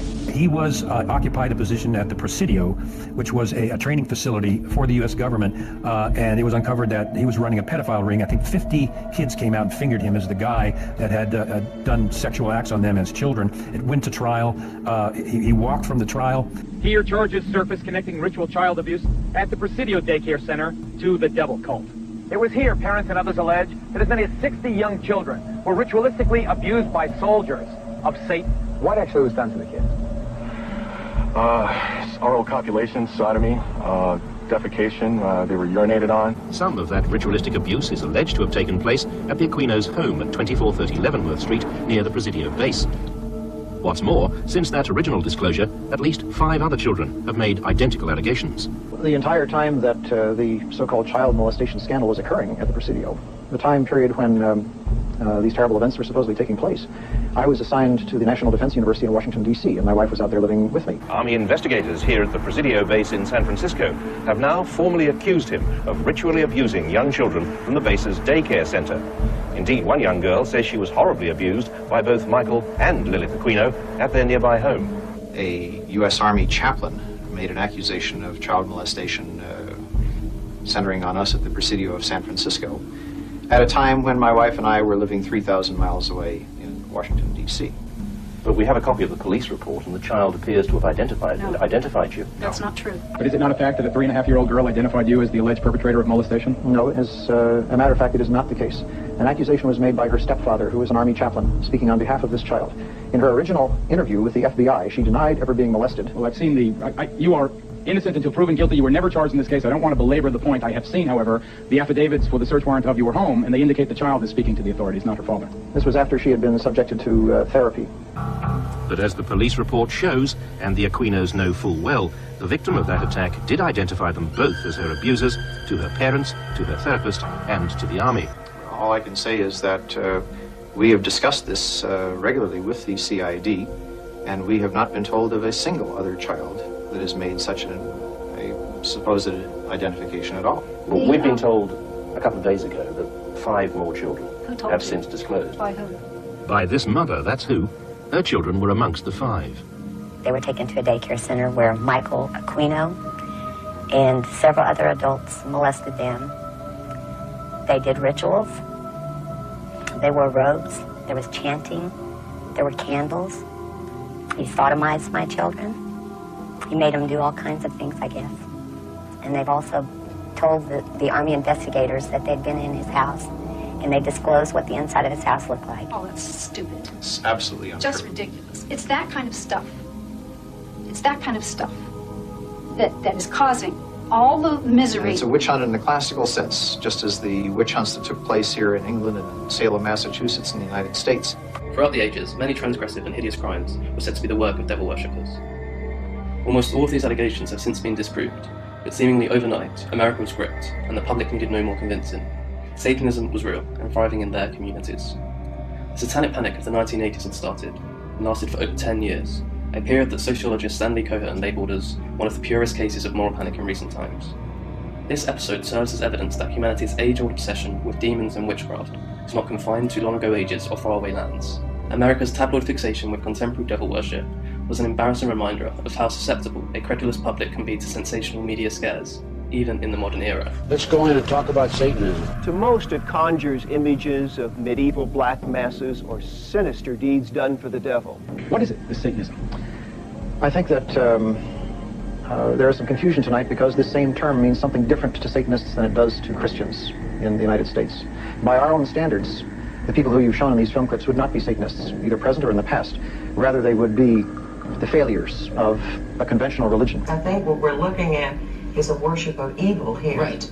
Taking normal or standard religions and perverting them to the worship of evil. Right. Many officials have been reluctant to admit the horrendous ramifications of satanic activity in America and Europe. Ultimately, the purpose of Satanism is to commit atrocities against the Judeo-Christian God, his laws, and his most precious creation, mankind. Christians are the Satanist worst enemy. They are out to torment you. They are out to blackmail you. They will even kill you. They even try to kill me. In every organized crime syndicate, whether they be Russian, Italian, Jewish, Latin American, you've got to kill an innocent to really get into the inner sanctum. Go kill that old lady. Go rob an old man in a truck and shoot him in the head. We want to see it on the news. Go kill a kid in the playground. Satanism, we are finding, is becoming international and interconnected. They are interconnected in Britain, from one city to another, and into Europe and into America. A lot of money is involved, a lot of finance, and this finance is made through pornographic videos, through drugs, and through arms. Whether you believe in a literal devil is not important in understanding Satanism's effect on our society. Don't take your own Judeo-Christian backgrounds and use it. It's not what you believe. That's not important. Remember what they believe. Lucifer's kingdom is the direct inversion of Yahweh's kingdom. These blood sacrifices are a blasphemy to Christ's atonement. From our point of view, it really makes no difference whether you pray to a father god or to a mother goddess or to an entire gaggle of gods and goddesses. One of the more powerful rituals in Satanism is the Black Mass, a parody of the Catholic Mass in which the text is said backwards and in which many other sacred Christian traditions are mocked. In Satanism, you have rituals that are designed, first of all, to deliberately mock God. So in our particular type of Satanism, we would mock, like, say, the Catholic Mass. We would consecrate communion hosts, and then we would do things like stamp on them or urinate on them or other things, believing that by doing that, we were somehow abusing God. Even in many branches of La Cosa Nostra, they burn images of Jesus and Mary and say a little devilish prayer. It's like showing that you'll really get into something wicked. It's like, okay, be part of this or we don't trust you. So it's basically rolling around in the cess is how you become part of the club. Were you raised with a sense of right and wrong, Rachel? Yeah. I mean, it's like I had both. I mean, to the outside world, everything we did was proper and right. And then there were the nights that things changed, that things just got turned around. What was wrong was right, and what was right was wrong. In satanic occultism, That which is good is bad, and that which is bad is good. Pay attention and notice the reverse of everything that is normal becoming abnormal. Satanism, as it stands, is basically a reversion and perversion of Christian symbolism. All religions are coming around to Satanism. We're in the very throes of a new satanic age. The evidence is all around us. All we have to do is look at it. Shemham Barash. Shemham Barash. Hail Satan. Hail Satan. In 1966, Anton LaVey founded the first Church of Satan in San Francisco, which at one point claimed 10,000 members. LaVey authored the Satanic Bible and Satanic Rituals, two of Satanism's most important books. Originally, the Church of Satan, when it was founded, was composed not of people with a hatred for Christianity, but of people who, by and large, were agnostics and atheists, because they felt that the institutions which had arisen around Christianity had failed in their moral commitment. So Satanism itself became an emphasis on rational self-interest and on taking responsibility for your own intellectual and ethical decisions. Rational self-interest, you call it? Yes. A person has to be good to themselves before they can be good to other people. So we feel the greatest sin of all is self-deceit. This is a very selfish religion. We believe in greed, we believe in selfishness, we believe in all of the lustful thoughts that motivate man. And therefore, Satanists take that to its extreme and say, if I want to be violent, I can be violent. If I want to hurt others to gain my way, then I can hurt others to gain my way. The origins of satanic ritual abuse go back to ancient Babylon. The scripture says that the Babylonian mysteries will form the backbone of apostate religion during the last days. Any religion that elevates the teachings of Lucifer above Yahweh gods and ultimately take their teachings or build their beliefs on the teaching of Lucifer is part of Mystery Babylon. According to my Bible, witchcraft is witchcraft. God does not distinguish between black or white or grey. Witchcraft allows you or teaches you to depend on supernatural powers and spirits to get things that you want on this earth. Are the Satanists involved in the New Age movement? Is the New Age movement really sort of a cover for this whole Luciferian conspiracy, in your opinion? I wouldn't say it's a cover. I would say it's the integral part of it, you know, the spiritual heart of what you're talking about, you know, a new world order. In fact, Alice Bailey, who coined the term New Age, who was a psychic and a channeler and an occultist, coined the term New Age and also coined the term New World Order. They both came from the same source. In her book, Externalization of the Hierarchy, she said that the New World Order would be based on the ancient wisdom or ancient occultism, which is where the term New Age came from. Madame Helena Petrovna Blavatsky wrote a magazine. I've had the bound works of that magazine entitled Lucifer Magazine. Witchcraft to the majority of people on the outside tends to smack of Satanism, which it is not. The actual religion of witchcraft is based on the universal religion of paganism, which is at the root of all civilizations. It's a prehistoric religion, and that gives us the sustenance to continue by linking in with the planetary and seasonal cycles and becoming at one with the planet. So most people involved in witchcraft tend to be ecologically minded. They tend to love animals and also be gregarious and willing to help and serve others. And that's as far removed from the image of Satanism as you could get. But bound up in the religion of witchcraft, there is also the practice of magic. And magic is a power. It's an abstract power. It's the power of genius and creativity which courses through the universe. It's nothing at all secular. It can be applied by anyone. And magic is the method or the technique whereby you apply that formula. The power is a natural power. It's one that anybody can use. It actually holds you up. Magic is the intensive creative power which gives you thought, gives you reason to be. It's not secular at all. So therefore, the application of it is a question of technique rather than belief.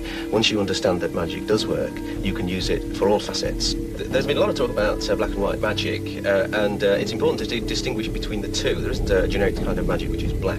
There is magic, pure and simple, but the use of it depends on the good taste of the operator. Now, unfortunately, there are people in creation, there must be room for them, for all potentialities. It's unfortunate that they do exist, who are more inclined towards the sinister aspects of magic, towards the darker aspects, primarily because it gives them either a vicarious thrill or an excuse for their own sexual abnormalities. So there's nothing wrong with that, providing they do not harm another. We're not evangelical in the sense that we try to push it on other people, but we are here as an access point so that people can reach out to us. We never refuse any inquiries at all. 3 years on, Bray did refuse to be interviewed and threatened legal action when asked to explain his part in the current promotion of Satanism. We're being filmed from the inside, gentlemen. If you look through there, there's a Sanyo video camera being aimed at us. we wanted to question Bray about his publication, The Lamp of Thoth, which has carried want ads for dead bodies, articles advocating sacrificial murder, and is the platform for Michael Aquino's new British recruiting drive. Mr. Bray, we'd like to talk to you about the business you conduct and about the kinds of activities you promote. We'd like to talk to you about articles promoting murder, witchcraft, advertisements calling for dead bodies. There are many people who get into this disgusting business who wouldn't do so without you, Mr. Bray. What a pathetic display. Bray makes light of the dangers of Satanism, but some would say it is dangerous in any circumstances. One ex-Satanist now lectures nationally on what she calls the doorway to danger. Maybe because you're curious. There may be some of you wondering what doorway to danger is all about. Audrey Harper says she was once a prisoner of fear, a recruiting agent for a coven which practiced child abuse and human sacrifice. I think it's a far bigger problem. I think we're only touching the tip of it. When you realise that all these places are self-governing, they can do what they like. They attract homosexuals, they attract lesbians, they attract paedophiles because they can get away with it. Because the covens are so secret, even the satanic temples are secret, they can shift around. If they think they've been rumbled, they just go to another building. So it is a big problem. But are we talking about just a few people in isolated parts of the country? No, we're not. We're talking, it is nationwide. There is something going on here on an international, worldwide scale right before our eyes, but that so many of us are unaware, and consequently we're not really seeing what is happening. There is, in fact, a conspiracy or a planned world domination coming by this thing that George Bush calls a New World Order. On the back of the $1 bill, there are a lot of important occult symbolism on the back of the $1 bill. On the left-hand side, you'll see the pyramid, and the pyramid of Egypt. That's an Egyptian pyramid on an American dollar bill. The significance is very important. Above the pyramid, you will see the words Annuit Coeptus, which basically means in Latin, our enterprise is a success, or our project has been crowned with success. And the project, which is a success, is on the banner beneath the pyramid, Novus Ordo Seclorum, being Latin for New Order of the World, or the New World Order. On the bottom of the pyramid, you will see the Roman numerals for 1776. This exact identical emblem of the pyramid within the circle, the Novus Ordo Seclorum, it was not original in America. It was first found on writings that are today in museums in Europe in the year 1774, 1775 by a man named Adam Weishaupt, who founded the Bavarian Order of the Illuminati, a secret society of Freemasons operating in Europe that had designs on the entire world and to bring about what they call a new world order.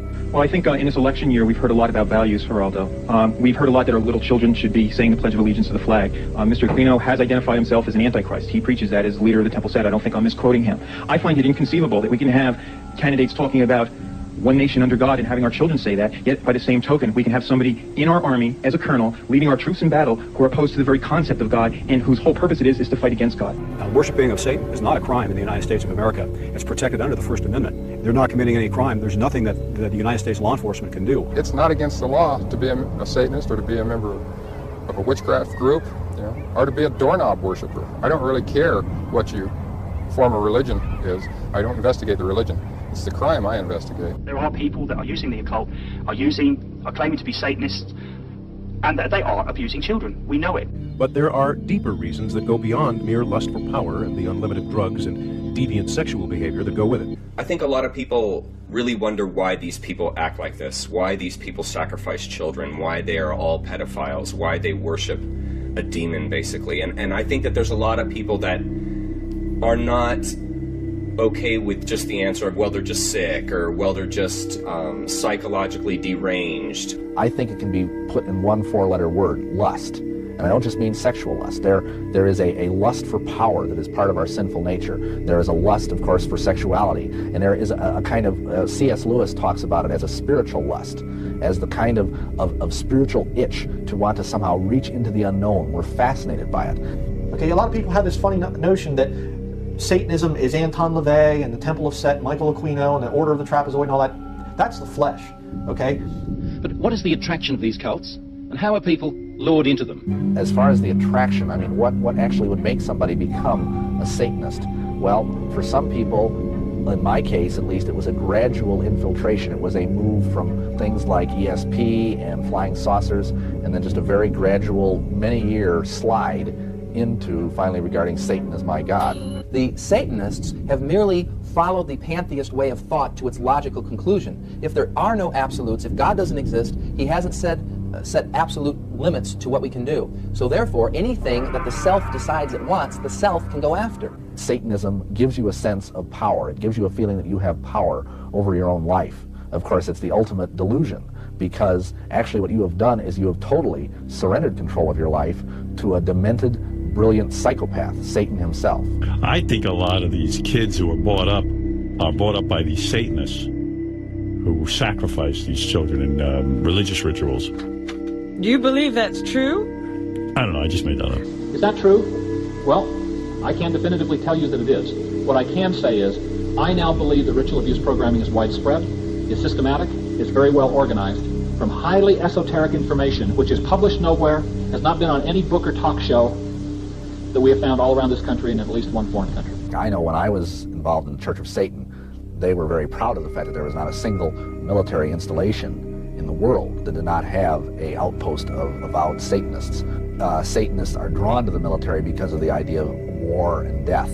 You see, they view war as one gigantic human sacrifice. I mean, look at wars. Look at wars that are happening in the world today. Look at the tens of thousands of people that are being slaughtered in warfare today. That's also a kind of human sacrifice. I think we have to consider the possibility that some kind of demonic force is thriving on this and being nourished by it. And that's one of the things that we need to do as human beings, is to separate ourselves from that and say, no, we will not do that. We will not feed that energy. Consequently, when you understand that there is a legitimate, de jure, and real magical system that's based on some very ancient Canaanite, Phoenician Canaanite blood ritual, all kinds of strange religious systems in operation, and that's how I believe the people who are in real power maintain their power, because they've made a pact with an occult force that operates on this earth. The demonic practices of the ancient Canaanites did not cease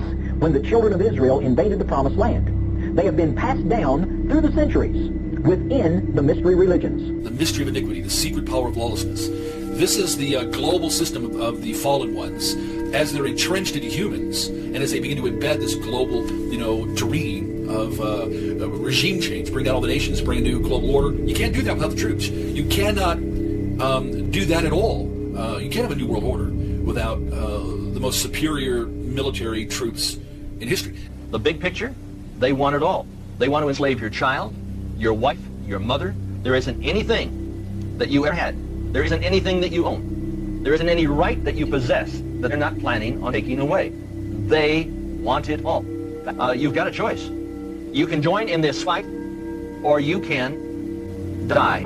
External control of the mind is not something new. It's thousands of years old. You may be surprised to know that satanic ritual abuse is really not a new problem. It's recorded in caves. It's recorded the exact formula for trauma-based mind control in the Egyptian Book of the Dead.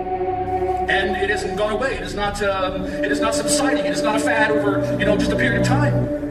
It is the sequence of satanic evolution. And there is an agenda so vast, so wide, so broad, so strong, that God began to reveal and give insight to it 2,600 years ago. Those of us that read the Bible and understand its literal interpretation about the sins of the father, understand what multi-generational abuse means. In this case, multi-generational abuse, and that begins, by the way, at birth, involves horrendous sexual and psychological and physical abuse that is put on these children by their caregivers. We go all the way back to Ezekiel chapter 8. The underground Luciferic, the serpent worship, human sacrifice, it's very similar. And I would say it is generational. So the sense of satanic generational development on the earth since the fall of the human race, even after the flood, we have this project of war against God, war against the people of God. Now then there are generational Satanists. These are people who would have Satanism in their family, and it's passed down from generation to generation, just as the name would intimate, and these Satanists would produce all kinds of horrors secretly. From infancy, they have learned all these things. They have been molested, forced to drink blood, eat feces, urinated upon, sodomized, and just from generation to generation, it continues. You come from generations of ritualistic abuse? Yes, my family has an extensive family tree, and they keep track of who's been involved and who hasn't been involved. And it's gone back to like 1700. And so you were... Right. I was born into a family that believes in this. On May the 1st, 1989, viewers of the Oprah Winfrey Show, a very famous television program, were in for quite a surprise. Oprah interviewed a young Jewish girl named Rachel, who testified on the program that her family had for several generations engaged in the practice of ritual murder. So when you were brought up in this kind of evilness, did you just think it was normal? Yes, I mean, it's like if you grow up with something, you think it's normal. Mm-hmm. And this is, does everyone else think it's a nice Jewish family? From the outside, you appear to be a nice Jewish girl? Definitely. And you all are worshiping the devil inside the home? Right.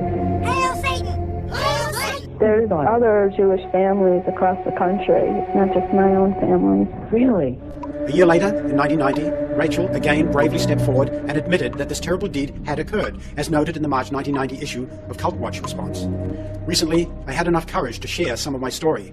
I revealed that I am a Jewish survivor of a multi-generational family who practiced human sacrifice and cannibalism. But I am very surprised because the Jewish faith is the Jewish faith, and worshiping the devil is not a part of the Jewish faith. But the Jewish people do not worship the devil. I hope the Jews did kill Christ. I'd do it again. There was a book that I had just come across called Lola's Cave, which is a book of Jewish mysticism and supernatural. And there's a lot in that book that relates to what I, endured when I was a child. I want to stop right here, though, because you know how people build prejudices. I want to make it very clear this is one Jewish person. So don't go around now saying to people, those Jewish people, they're worshiping them. And this is just one person. It's time to wake the town and tell the sheeple. We're being led like sheep to the slaughter. I don't know if you've ever seen sheep go to the slaughter, but they are generally led by a Jew. Shut it down! Shut it down! Judas goat. The Judas goat will bring them all the way up the ramp, and right before they drop the trap on the sheep, the Judas goat steps to the side. And so who knows about it? Lots of people now. All right, you ready? I said, Jew. Who the hell is Jew? Jew ready. This is the first time I heard of any Jewish people sacrificing babies, but anyway. And again, these are the religions that predate Christianity, that had to go underground under that. They don't call themselves devil worshippers. The devil is their god. When you have Jesus and Logos as your thesis, the antithesis, or the antithesis, is of course Satan. The teaching of the mystery religions has been preserved in the literature and practice of several secret societies. While the word Lucifer and the goddess cults are demonized by later organized religions, the pagan rituals associated with them were kept alive and portrayed as veiled symbolism and practiced covertly by secret societies until today. The practice of human sacrifice has been propagated to the present day through the mystery religion. There have been many cultures all throughout the earth that have practiced child sacrifice and ritualistic murder. Ritual human sacrifice has been happening for thousands of years. Ancient cultures like the Aztecs and Mayans believed that offering up their fellow man and women was a way to strengthen and appease the gods. In every ancient society, when they started to degenerate, they would order women to take their firstborn sons. It's in every history book. It's in burial grounds all over the world, and to throw their babies into fiery pits or into pools of water. Now, let's talk about another particular favorite subject, and that is sacrifice, and not just referring to animals per se, but the topic of human sacrifice as well when it comes to ancient religion. Do we have any evidence at all for human sacrifice within the borders or regions of what we consider ancient Israel to be? And if so, is that due to the Israelites or possibly due to florid borders of their neighbors? The Old Testament records the practice of animal sacrifice from the times of Abraham, Isaac, and Jacob, and perhaps even earlier. One of the purposes of recounting the new sacrifice of Isaac which was interrupted by God, was to illustrate the sublime significance and need of animal sacrifice as supplanting the abomination of human sacrifices, often practiced by pagans in the surrounding areas. Babylon was the ancient pagan empire prominent in biblical prophetic works as an enemy of God's people due to their occult practices, sexual depravity, ritual sacrifice, and other sin. The Babylonian mystery religion was started by Nimrod and his wife Semiramis. According to Flavius Josephus, a Jewish historian who lived during the time of Jesus, Nimrod was the builder of the Tower of Babel and was the first man that Satan tried to use to set up a new world order. It is important that you know that Nimrod incorporated into his worship system the grisly practice of human sacrifice and cannibalism. The near sacrifice of Isaac would also be an illustration of the Christian doctrine of Jesus, the only begotten Son of God, sacrificed to atone for the sins of man, the Lamb of God. And this is in the Bible. As I said, that there are many things in the scriptures that are hidden right in front of you. And if you don't know what they mean, you'll be surprised when you begin to look at where these stories come from. But as the Bible tells us, there is nothing new under the sun. The same satanic evils which engaged in this practice today were led by the same spirit of the ancient world. Luciferians worship various ancient pagan gods, including Lucifer, Moloch, Baal, Dagon, Imhotep, Horus, Isis, Anubis, and Set. One and the same. In Egypt, he's Ammon. In India, he is Shiva. In ancient Greece, he is Zeus, king of the gods. In all cases, he is the supreme deity. These cultures were not in communication with each other, but they were, in every case, right before their fall, killing babies for demon gods. The interesting thing about all of these various cultures is we find commonalities everywhere, and there seems to have been a lot of cultural diffusion. For an example, Egypt, South America, the Middle East, China, Portugal, all seem to have pyramids, as well as the practice of child sacrifice that go along with the pyramids. Every culture, Asians, Africans, Mesoamericans, every culture starts taking hallucinogens and then starts worshiping entities that demand blood. The Canaanites are going to be worshiping an abomination known as Moloch. Now, some of you may be like, who is Moloch? Some of you guys that read your Bible a lot, especially in the Old Testament, you may already know who Moloch is, but... The name Moloch derives from the Hebrew letters MLK, which generally means king. The MLK is vocalized as Moloch, or Moloch, in the Masoretic texts, which is an authoritative text in Rabbinic Judaism. It's from this pronunciation that we get the contemporary name Moloch. He is Lord Moloch. Moloch is an idol and a large anthropomorphic god built of bronze, part human, part jackal. If I stop feeding him, your world ends. And it's going to be an idol in which children were sacrificed to. This deity is mostly depicted as a golden, bronze, and sometimes silver bull, which is internally heated by fire, sometimes decorated in Judaic symbols and Hebrew characters. The earliest descriptions of the idol Moloch involve a blazing fire that would heat the demon, the idol of the demon, to such a temperature that placing a child into the hands of Moloch would burn the child alive, right? It would immolate it. Remember, he sits astride this whole world, and you, and all your family. And he needs feeding more, ever more and more and more and more and more and more and more and more. Then the Lord spoke to Moses, saying, Again, you shall say to the children of Israel, Whoever of the children of Israel, or of the strangers who sojourn in Israel, who gives any of his descendants to Molech, he shall surely be put to death. The people of the land shall stone him with stones. In the Old Testament, there were a few times when the Jews strayed from their covenant with God and instead started worshipping false gods, like Moloch. These Jews engaged in ritualistic black magic and human sacrifices, especially with children. These children were sacrificed to these gods. The age profile is very tight, between 1 and 1.5 months old. These urns hundreds and hundreds and hundreds and hundreds of them discovered with charred remains of infants. Children, both male and female, mostly a few weeks old, were sacrificed by the Carthaginians. They even built a shrine south of Jerusalem where the human sacrifices were burnt in a pit, often called a tophet. It's believed that the practice was done at night time, where drums were beaten to conceal the crying of child victims. Steiger concludes the classical and biblical texts, as well as the archaeology, all indicate that healthy living children were sacrificed to the gods in the tophet. Tophet is Moloch, which was made of brass, and they heated him from his lower parts, and his hands being stretched out and made hot, they put the child between his hands, and he was burnt. When it vehemently cried out, the priests beat the drum, that the father might not hear the voice of his son, and his heart might not be moved. How did the Moloch work in the valley of Ben Hinnom? It was built outside of Jerusalem. It was an idol with a face of a calf and open hands, like someone who wants to take something from another. They would light this idol on fire until his hands were scorching. There were 7 chambers before him, and according to the quality of the sacrifice, that is how close one could come to him.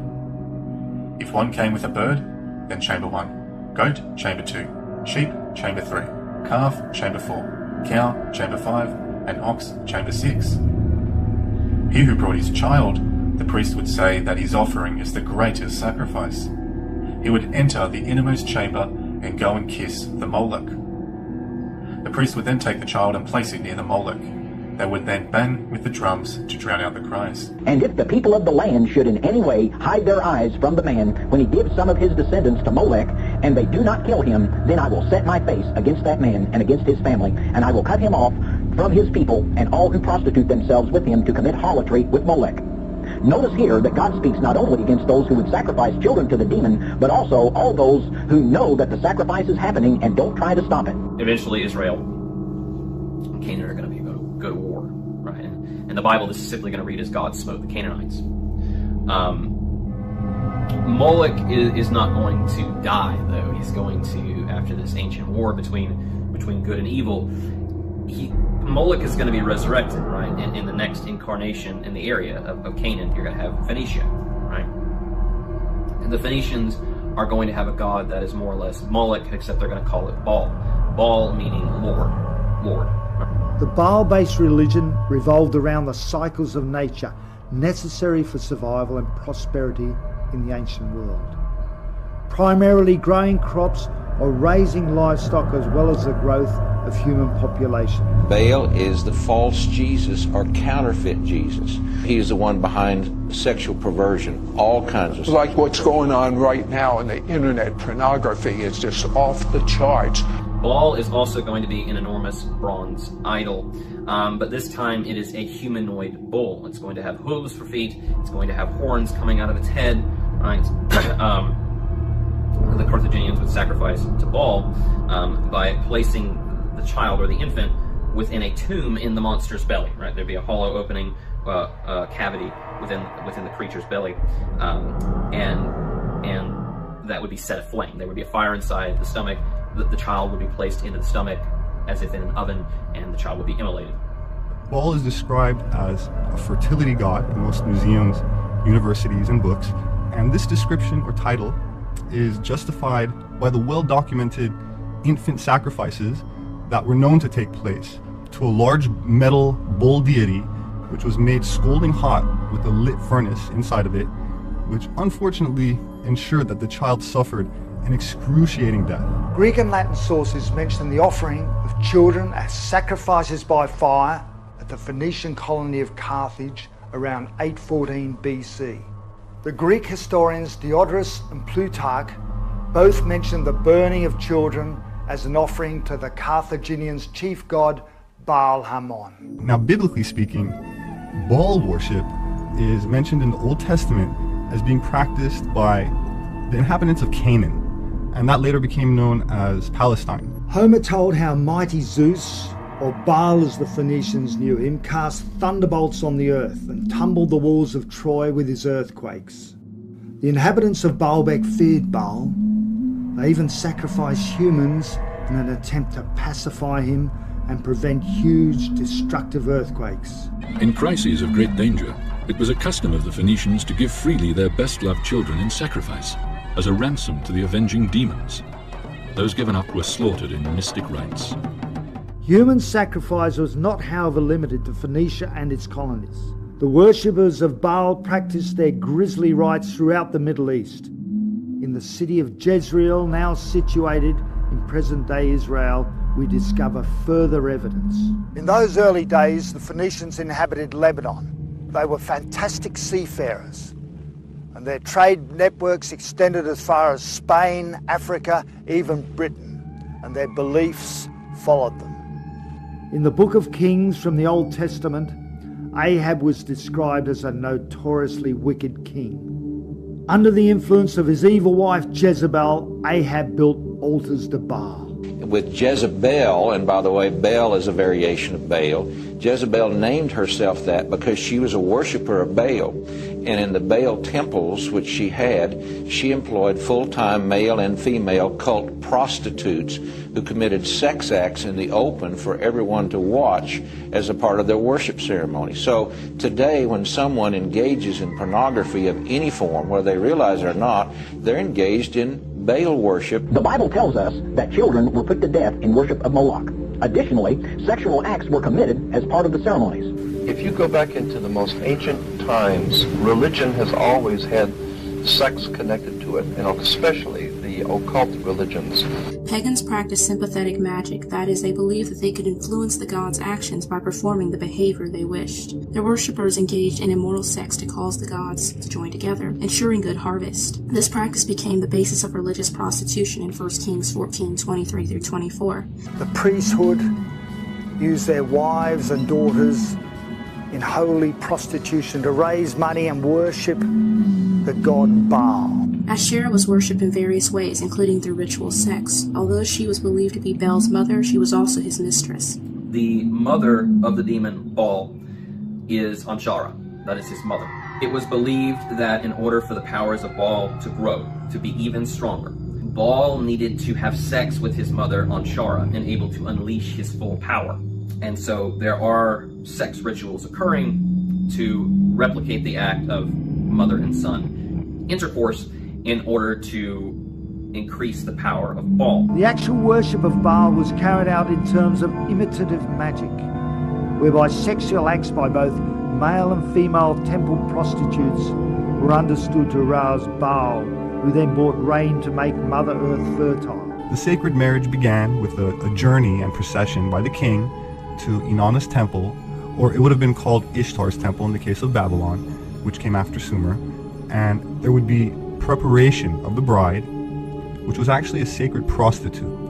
The priest of a male member of the community represented Baal. The priestess or a female member of the community represented Asherah. In this way, God's incredible gift of sexuality was perverted to the most obscene public prostitution. No wonder God's anger burned against his people and their leaders. The procession was accompanied by the singing of love songs and other festivities, and a great banquet, but the core of the ritual was an act of sexual congress between the king and the goddess figure, and this sexual union was intended to promote the fertility of the land, and it was the type of sex magic ritual that modern secret societies still practice. And occult authors, such as the late Aleister Crowley, were directly inspired by it. Baal's victory over death was thought to be repeated every year when he returned from the land of death, underworld, bringing rain to renew the earth's fertility. Hebrew culture viewed the sea as evil and destructive, so Baal's promise to prevent storms and control the sea, as well as his ability to produce abundant harvest, made him attractive to the Israelites. The people firmly believed that by their actions they could manipulate and control the gods. Crops were abundant, Baal was praised and thanked for his abundant rain. The prophet Hosea suggests, and Jeremiah graphically depicts, the debauchery and excesses that developed in the worship of Baal. Herodotus wrote that the Babylonian brides were required by law to prostitute themselves at the temple for 7 days prior to marriage. In fact, in Hellenic Greece, courtesans or prostitutes maintained a social status legally and politically equal to men, while wives were reduced to servants. So just to be clear, the sacred marriage was not taboo at all, but a state-sponsored occasion, a required royal ritual in which the king played the male role of the deity Dumuzi, the spouse of Inanna, who could be compared to Venus, Aphrodite, Ishtar, and many other goddess archetypes. Because of the sexual overtones of Baal worship, it was easy to use the metaphor of adultery or prostitution to describe the problem that such syncretism raised. The Israelites struggled with Baal worship until the time of the exile, especially after its official establishment as a state religion for a time during the reign of Ahab and Jezebel around 850 BC. You have disturbing blood magic occurring, right? The offering of human children and infants to the demon. And then you have disturbing sex rituals occurring to increase the power of that demon. And this is the understanding of magic that these ancient Hebrews are going to have. This is what they're encountering, right? And there is a constant effort by the Canaanites and the Phoenicians to convert the Hebrews to this religion. The Bible states that the Canaanite cults practiced these sex acts, but it had no place in the Israelite religion. Deuteronomy says that none of the daughters of Israel shall be Kadesha, nor shall any of the sons of Israel be Kadesh. The significance of this was, this god, which is usually depicted as a golden bull with a fiery altar at its base, required child sacrifice. A holy sacrifice consumed by fire, or what the Babylonian Talmud calls Korban Olah. The Korban Olah is better known for its traditional name in the English, which is Holocaust, which comes from the Greek word holocaustos. A literal holocaust. This is where the term Holocaust comes from, a burnt sacrifice. Okay, and these Canaanites would be doing this. They'd be burning kids to Baal. They'd be burning kids where they'd have a big steel oven with the hands of the god. You take your baby up with a 500-degree thing and watch it fry. The Greeks are also going to describe this ritual. Diodorus Siculus described the ritual.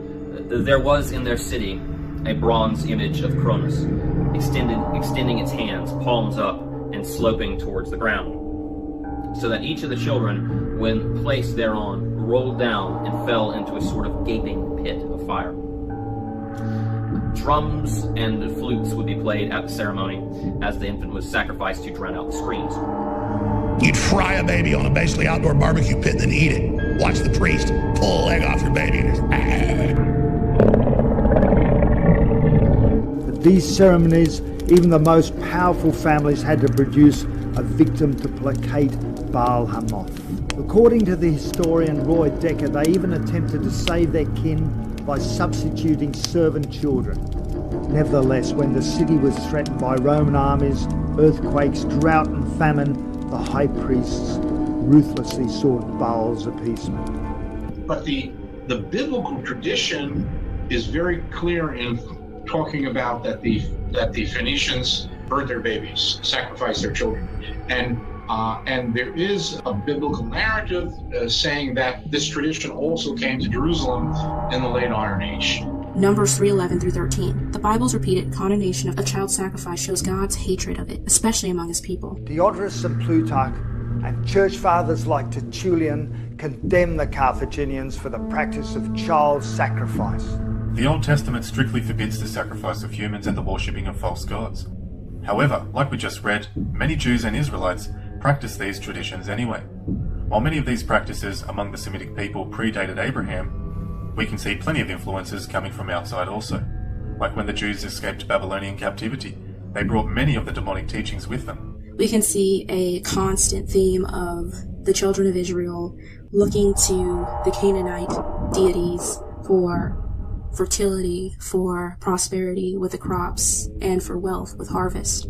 It is true, because of the wickedness of the Canaanites, which included sodomy and infant sacrifice, Israel had been commanded by God to be harsh in her treatment of the inhabitants of the land. God made it clear that the Canaanites were not simply to be avoided, but destroyed. It's hard to know why Yahweh's people failed to see that he alone had power over these things. Possibly, their desert origins led them to question God's sovereignty over fertile land. Or maybe it was simply the sinful pagan practices that attracted them to Baal. Right, and there are going to be some Hebrews and Israelites who are going to convert over to Moloch, who are going to convert to Baal. And that is why there are such strong scripture verses in Leviticus just damning everything associated with the Canaanites, right? We can also read about this when studying the foreign concubines of Solomon, who promoted these traditions within the various temples at that time. We also know that child sacrifice was very prominent within the Carthaginian, Canaanite, and Phoenician society, all of which were in close proximity to the Jews.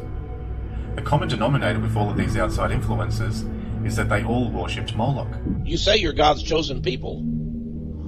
Who exactly is your God? When they worshipped other gods, the Bible talks about them carrying the banner of the star of their god Remphan. At the end of Acts 6, Stephen is seized and brought before the council by the Jewish leaders. Beginning in verse 37, Stephen recounts of when the fathers refused the oracles given to Moses on Mount Sinai and instead desired to set up their own gods. Did you bring me slain beasts and sacrifices during the 40 years in the wilderness, O house of Israel? You took up the tent of Moloch and the star of your god Remphan, the images that you made to worship, and I will send you into exile beyond Babylon. In Amos, God said, you have taken up the star, and you have actually sacrificed your own children to the star god through the fires. They sacrificed their own children, the Jews did, to the star god. In other words, what Stephen pointed out in Acts 7 that caused early Israelites to fall into Babylonian exile was the worship of the star of Remphan, or the hexagram. You rejected the God of the Bible. You took up for yourself the star, that's the six-point star, of your God, called Remphan or Kiyun. All these were names for Moloch, the great Baal, the great fire god, who was the devil. All of these things interweave and are interwoven into each other. And what it all comes back to is satanic symbolism. You have to remember, Satan wants to be God desperately. And his fundamental mission is to basically trick people into worshiping him and or rejecting the Father, rejecting Jesus Christ. Now, the first thing that you have to realize when studying the occult and the New World Order and all these different agendas that are going on is that there are all kinds of different branches of occult study and occult teaching. The things which are happening today, the people who are in power in this country, all of this stuff can be traced back to the planet Saturn. Saturn is a very, very pivotal, important concept in theology and religion, and most people have never been told any of this and have no knowledge of it at all. According to Elcott's commentary for English readers, Remphan appears to have been understood by the Septuagint translators as an equivalent for the Hebrew Kayun, which is supposed by many scholars to be identified with the planet Saturn, of which Remphan, the Septuagint form of the name, was the Coptic or Egyptian name. Barnes' notes on the Bible states, quote, because the object of worship called Kayun in Hebrew was called Remphan in the language of Egypt, it is generally agreed that the object of their worship was the planet Saturn. The Romans equated Saturn to the Greek Kronos, or Father Time, and this in turn made Saturn the god of sowing and harvest. In other words, a god that was highly revered and worshipped in ancient Rome.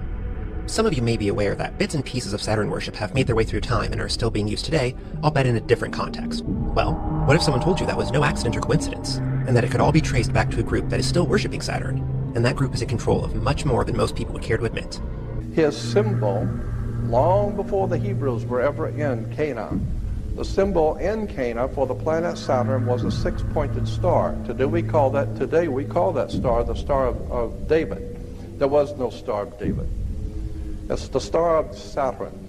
All of the Jewish reference books, all the Encyclopedia Judaica, you go to the synagogue, go up into Mulholland Drive, up to the Jewish University and spend 3 weeks there and look up Saturn. You'll find out that 98% of all Judaism is a worship of the planet Saturn. Gotta wake up and understand where this stuff comes from. So in order to understand why Saturn is so important to the occult, we first need to realize that the entire world has been worshipping Saturn for thousands of years. Saturn has been given many names in the past. It received the name Saturn from the Romans. The Romans called Saturn the god of time. When personifying Saturn, the Romans had it equipped with a scythe or sickle. In ancient Greece, they called Saturn Kronos. This means Father Time. When they personified Saturn, the Greeks also displayed Saturn holding a scythe or sickle with a large white beard. In times of antiquity, Saturn was known as Kronos, the god of time. The story goes, Kronos was told a prophecy that one day his children would usurp him as king. After hearing this, he decided the only rational thing to do was to eat all of his children. Jupiter was called the son of Saturn. Kronos, who had castrated his own father, Uranus, with a sickle, swallowed all his children by Rhea as soon as they were born, for fear that one would overthrow him. That was until Rhea contrived to smuggle the infant Zeus away. He grew up on Mount Ida, suckled by a goat, and grew up to overthrow his father. It was prophesied that one day Saturn would lose power and one of his children would kill him. To prevent this from happening, each time his wife delivered a child, he would immediately swallow it. Saturn has always had a negative, if not evil, significance. Esoterically, it's associated with man's limitations, restrictions, death, and decay. His name in Greek was Kronos, the ruler of time. Saturn, with his sickle, was associated with the harvest, the passing of seasons, of a timeless era of plenty and bounty before time, a golden age. His devouring of his children taken as an allegory for the passing of generations. That Zeus was spared this fate of being devoured can be interpreted as his generation not being devoured by time, but instead everlasting, like the evergreen tree used now as the Christmas tree, green year-round. The myth illustrates the cycle of death and rebirth, creation and destruction. For this reason, Saturn and its rings are associated with the Ouroboros, the serpent biting its own tail. Saturn is an important key to understanding the long heritage this conspiracy has back to antiquity. The city of Rome was originally known as the Saturnia, or City of Saturn. The Roman Catholic Church retains much of Saturn worship in its ritual. Saturn also relates to Lucifer. In various occult dictionaries, Saturn is associated with evil. The Roman statesman and philosopher Marcus Cicero called Saturn Phaenon, a word meaning shining. Saturn is where we get our name for Saturday, and Saturnalia was probably the most popular festival of the Roman calendar, characterized by revelry and orgy. In the Northern Hemisphere during late December, the days are at their shortest lengths and the nights are at their longest. For those of the pagan world, this has always been the greatest time of the year to celebrate and practice the works of darkness. The pagan calendar identifies this period as the winter solstice. It was during the pre-Christian midwinter pagan celebrations of Scandinavia's Norsemen where today's Christmas traditions began. As a means of honoring the pagan sex and fertility god Yule, a 12-day celebration during the month of December was inaugurated. A large single log considered to be a phallic idol was lit on fire and kept burning for 12 days. Animal or human sacrifices were offered in the fire on each of those days. Wild, delirious reveling accompanied the daily sacrifices as drunken participants defiantly strove to make contact with spirits. 1,000 miles away in pre-Christian Rome, celebrants were paying homage to their own gods during the winter solstice. Witchcraft traditions hold that a number of pagan gods were given birth during this period, including Dionysus, Attis, and Baal, chief male god of fertility and licentiousness. Again, we keep coming back to this. All these different areas of society are in the end focused on one thing. Satanism is Saturnism. Saturn, Kronos, Satan, Black Sun, Dark Lord, they're all the same thing. I think the darkness associated with the planet Saturn and the occult religions of the world has to do with some actual, in fact, influence that Saturn has on the human race that the Jewish people realize that we didn't realize. And they probably got the idea from other ancient cultures that also venerated the planet Saturn. And then, therefore, you look at religions and secret societies and Satanism, they're worshipping Saturn. Then you look astrologically, in other words, energetically. Banking is astrologically ruled by Saturn. Politics and institutions of state at all levels, astrologically ruled by Saturn. Corporations, astrologically ruled by Saturn. Law and court system, astrologically ruled by Saturn. Science, astrologically ruled by Saturn. Saturn worship, Satan worship. But most people do not realize that astrotheology forms the foundation for virtually all religions on the face of the earth. It has to do with the worship of the heavens. In early 2007, modern imaging technology revealed something else on Saturn that astounded scientists. The Voyager spacecraft showed a perfect geometric form over the North Pole. In October 2006, the Cassini craft found that it is still there. The North Pole, the northern pole of Saturn, is a permanent storm which takes the form of a hexagon. And this has been found by the Cassini spacecraft, and I think the Voyager one before that in the early 80s. And the hexagon also is an expression of the hexagram, or of the six-pointed star. It's just bizarre, and it sits there kind of still. It doesn't move with the planet. the pole, there's a hexagonal feature, a six-sided polygon that encircles the pole at about 78 degrees north latitude. And it's sitting there as a set feature. For some reason, on the North Pole of Saturn is a hexagram, a six-pointed hexagram on the North Pole of Saturn.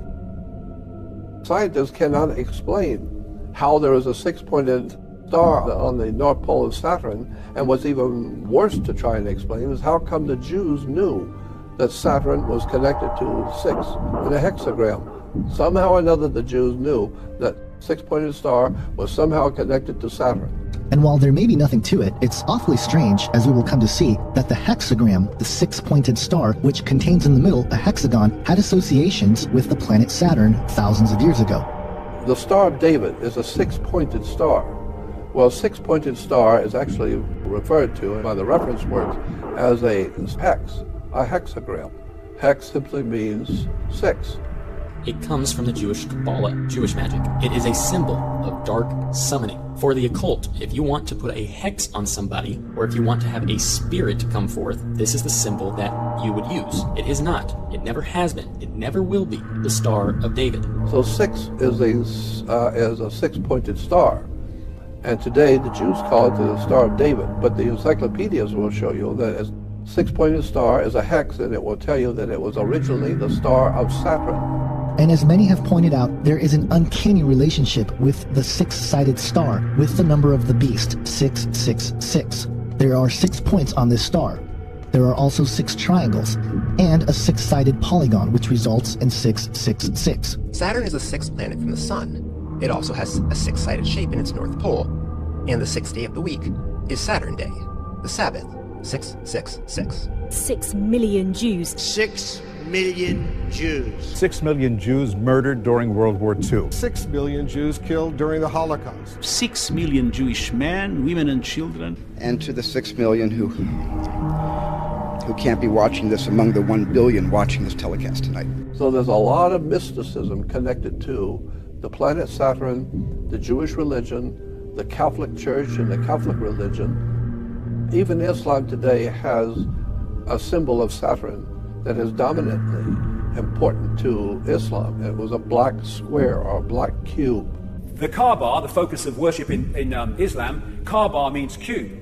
The tefillin, the cube on the head in Judaism. And when people go to worship around the Kaaba, they're told to pray in concentric circles. Remind you of anything? Now, the occult are heavy on numerology, but what I want to focus on is actually the symbology of Saturn. Well, it just so happens that an ancient symbol of Saturn is the cube, especially the black cube. The cube, which is a six-sided object that's related to the hexagram and the hexagon. It's like they all go together. Essentially, the black cube represents the worship of the number 6. Much like Satan worship. To make things even creepier, we've got Saturn, which starts with SAT. It's a type of anagram for Satan. So the black cube is like coded language. It represents the number 6, like many other things, hiding in plain sight. But it could be that the black cube represents something else, like a prison. A prison for our minds, a prison for this solar system. We don't really know exactly the confines of this world, what's going on here, other than to say that we're trapped with these demons on this planet. In fact, we're at war with this darkness, this spiritual wickedness, and it's imprisoned this planet, if you will. Or this planet has become a prison. The matrix, if you will. This prison is the flesh that we are born into. It represents the sinful worldly dimension that we currently live in, that is manipulated and controlled to an extent by Satan. Realize, folks, these people are living and serving an entirely different reality than you. It does not matter if you don't believe this stuff. They do. And they will continue their plan to dominate the planet, keep it satanic, and remain in full control if we do not wake up. That's our responsibility. The real truth is that the people who are in power, who put this system together, have been in power for thousands of years. This has been going on from day one. There are those of us who really care about the truth and are trying to get to the bottom of this crap and figure it all out before we're wiped out by a satanic, saturnistic agenda. The press does not want to talk about what's going on. America is censored. America is under censorship. America is terrorized.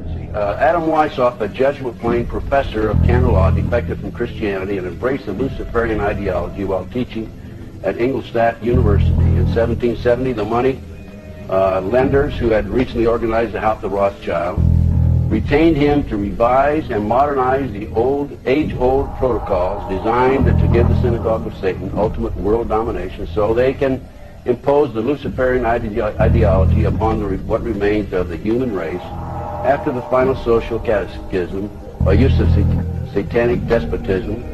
The plan required the destruction of all existing governments and religions. This objective was to be reached by dividing the masses, whom he termed goyim, meaning the human cattle, into opposing camps in ever-increasing numbers on political, racial, social, economic, and other issues. The opposing sides were then to be armed, and an incident provided which would cause them to fight and weaken themselves as they destroyed national governments and religious institutions. In 1776, Weishaupt organized the Illuminati to put the plot into execution. The word Illuminati is derived from Lucifer and means holders of the light. Using the lie that his objective was to bring about a one-world government, to enable men with proven mental ability to govern the world, he recruited about 2,000 followers. These included the most intelligent men in the field of arts and letters, education, the sciences, finance, and industry. He then established lodges of the Grand Orient to be their secret headquarters. Weishaupt's revised plan required his Illuminati to do the following things to help them accomplish their purpose. 1. Use monetary and sex bribery to obtain control of people already occupying positions in high places in the various levels of all governments and other fields of human endeavor. Once an influential person had fallen for the lies, deceits, and temptations of the Illuminati, they were to be held in bondage by application of political and other forms of blackmail and threats of financial ruin, public exposure, and physical harm, and even death to themselves and their loved ones. The ultimate world government is the goal. Our struggle of good and evil is as old as the tales we tell. Knowing the motivation of this evil helps us understand the direction of our timeline. The signs and logos are everywhere for those willing to see. A great deception is upon us, and understanding these signs could be the difference between awaiting the arrival of Moshiach or the Antichrist. This is the Illuminati/Satanic movement in this country today. Americans, for the most part, are oblivious to what's really going on behind the scenes. When I retired, I had no idea what was going on. I had no idea about the Illuminati. I had no idea about Adam Weishaupt. My life's never been the same since. This is all New World Order stuff. This is all Illuminati. There's those people who think there is no conspiracy. So there is a conspiracy, and I'm a conspiracy realist. I'm not a conspiracy theorist. I'm a conspiracy realist. We all have to do everything we can within our power, within our means, based on our training and experience, to do something about what's going on in the world today. Yeah, because of the Jews! Whoa! No! Off, Timmy. Get off. Go. Sorry. Here is the bottom line. This is not an indictment against the Jewish people. Rather, it is a call for repentance and to accept Jesus Christ as their Lord and Savior. So in 1 John 2:22, when it says, "Who is a liar but he that denied that Jesus is the Christ," what it's saying is, who is a liar but he that denied that Jesus is the Messiah. So, what group of people believes that there is a Messiah but does not believe that Jesus was that Messiah? Again, those are the Jews. What does a Jewish Messiah look like? A very powerful king that will establish peace and goodwill on earth. You have to be able to establish peace. World peace. World peace. He says when the real Messiah makes his appearance in such a dramatic fashion that it can't be denied, then everybody will acknowledge that he's the real Messiah. And that worldwide, even the non-Jews, because they're all looking forward to the Messiah. So when the Messiah comes, you're saying the whole world's going to believe on him? Yeah.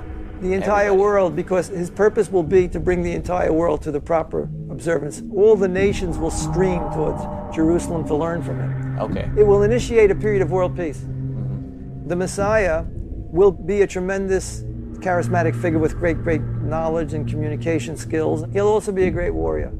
He will be the defender of the Jews, and he will defeat all their enemies in a permanent kind of a way. If you listen to how the Jews describe their Messiah, they paint a perfect picture of what the Bible describes as the Antichrist. He's going to conquer the entire world. He's going to bring peace through war. He's going to be believed on by all religions of the world. He's going to bring world peace. He's going to unite us all. Contrast this with the teachings of Christ, who asks mankind to accept him as Savior, follow his example, and love and care for others unselfishly. There is no neutrality. We either have to choose to apply biblical concepts to our lives, or by silence and non-commitment, we make a stand against them. This also shouldn't be of any surprise to Christians, because the Bible is so clear on the fact that Jews are the synagogue of Satan. In 1 John chapter 2, verse 23, we read the following, quote, "Whosoever denieth the Son, the same hath not the Father, but he that acknowledgeth the Son hath the Father also." Unquote. So from reading this verse, straight away it should immediately tell us that Jews who reject Christ do not have the same God that Christians do. If you want something more specific, let's consider the words of Jesus Christ, who was rebuking the Jews in his time. When the Jews said they are of Abraham in John chapter 8, Jesus rebuked them and said, quote, "If ye were of Abraham's children, ye would do the works of Abraham." Unquote. In verse 44 of chapter 8, Jesus flat out tells them the following, quote, "Ye are of your father the devil, and the lust of your father ye will do. He was a murderer from the beginning, and abode not in the truth, because there is no truth in him." One of the strangest and most depressing aspects of Jewish history is anti-Semitism. If you think about it, arguably no people for its size has contributed more to the world than the Jewish people. Yet no people has been hated longer, more deeply, more irrationally and universally than the Jewish people.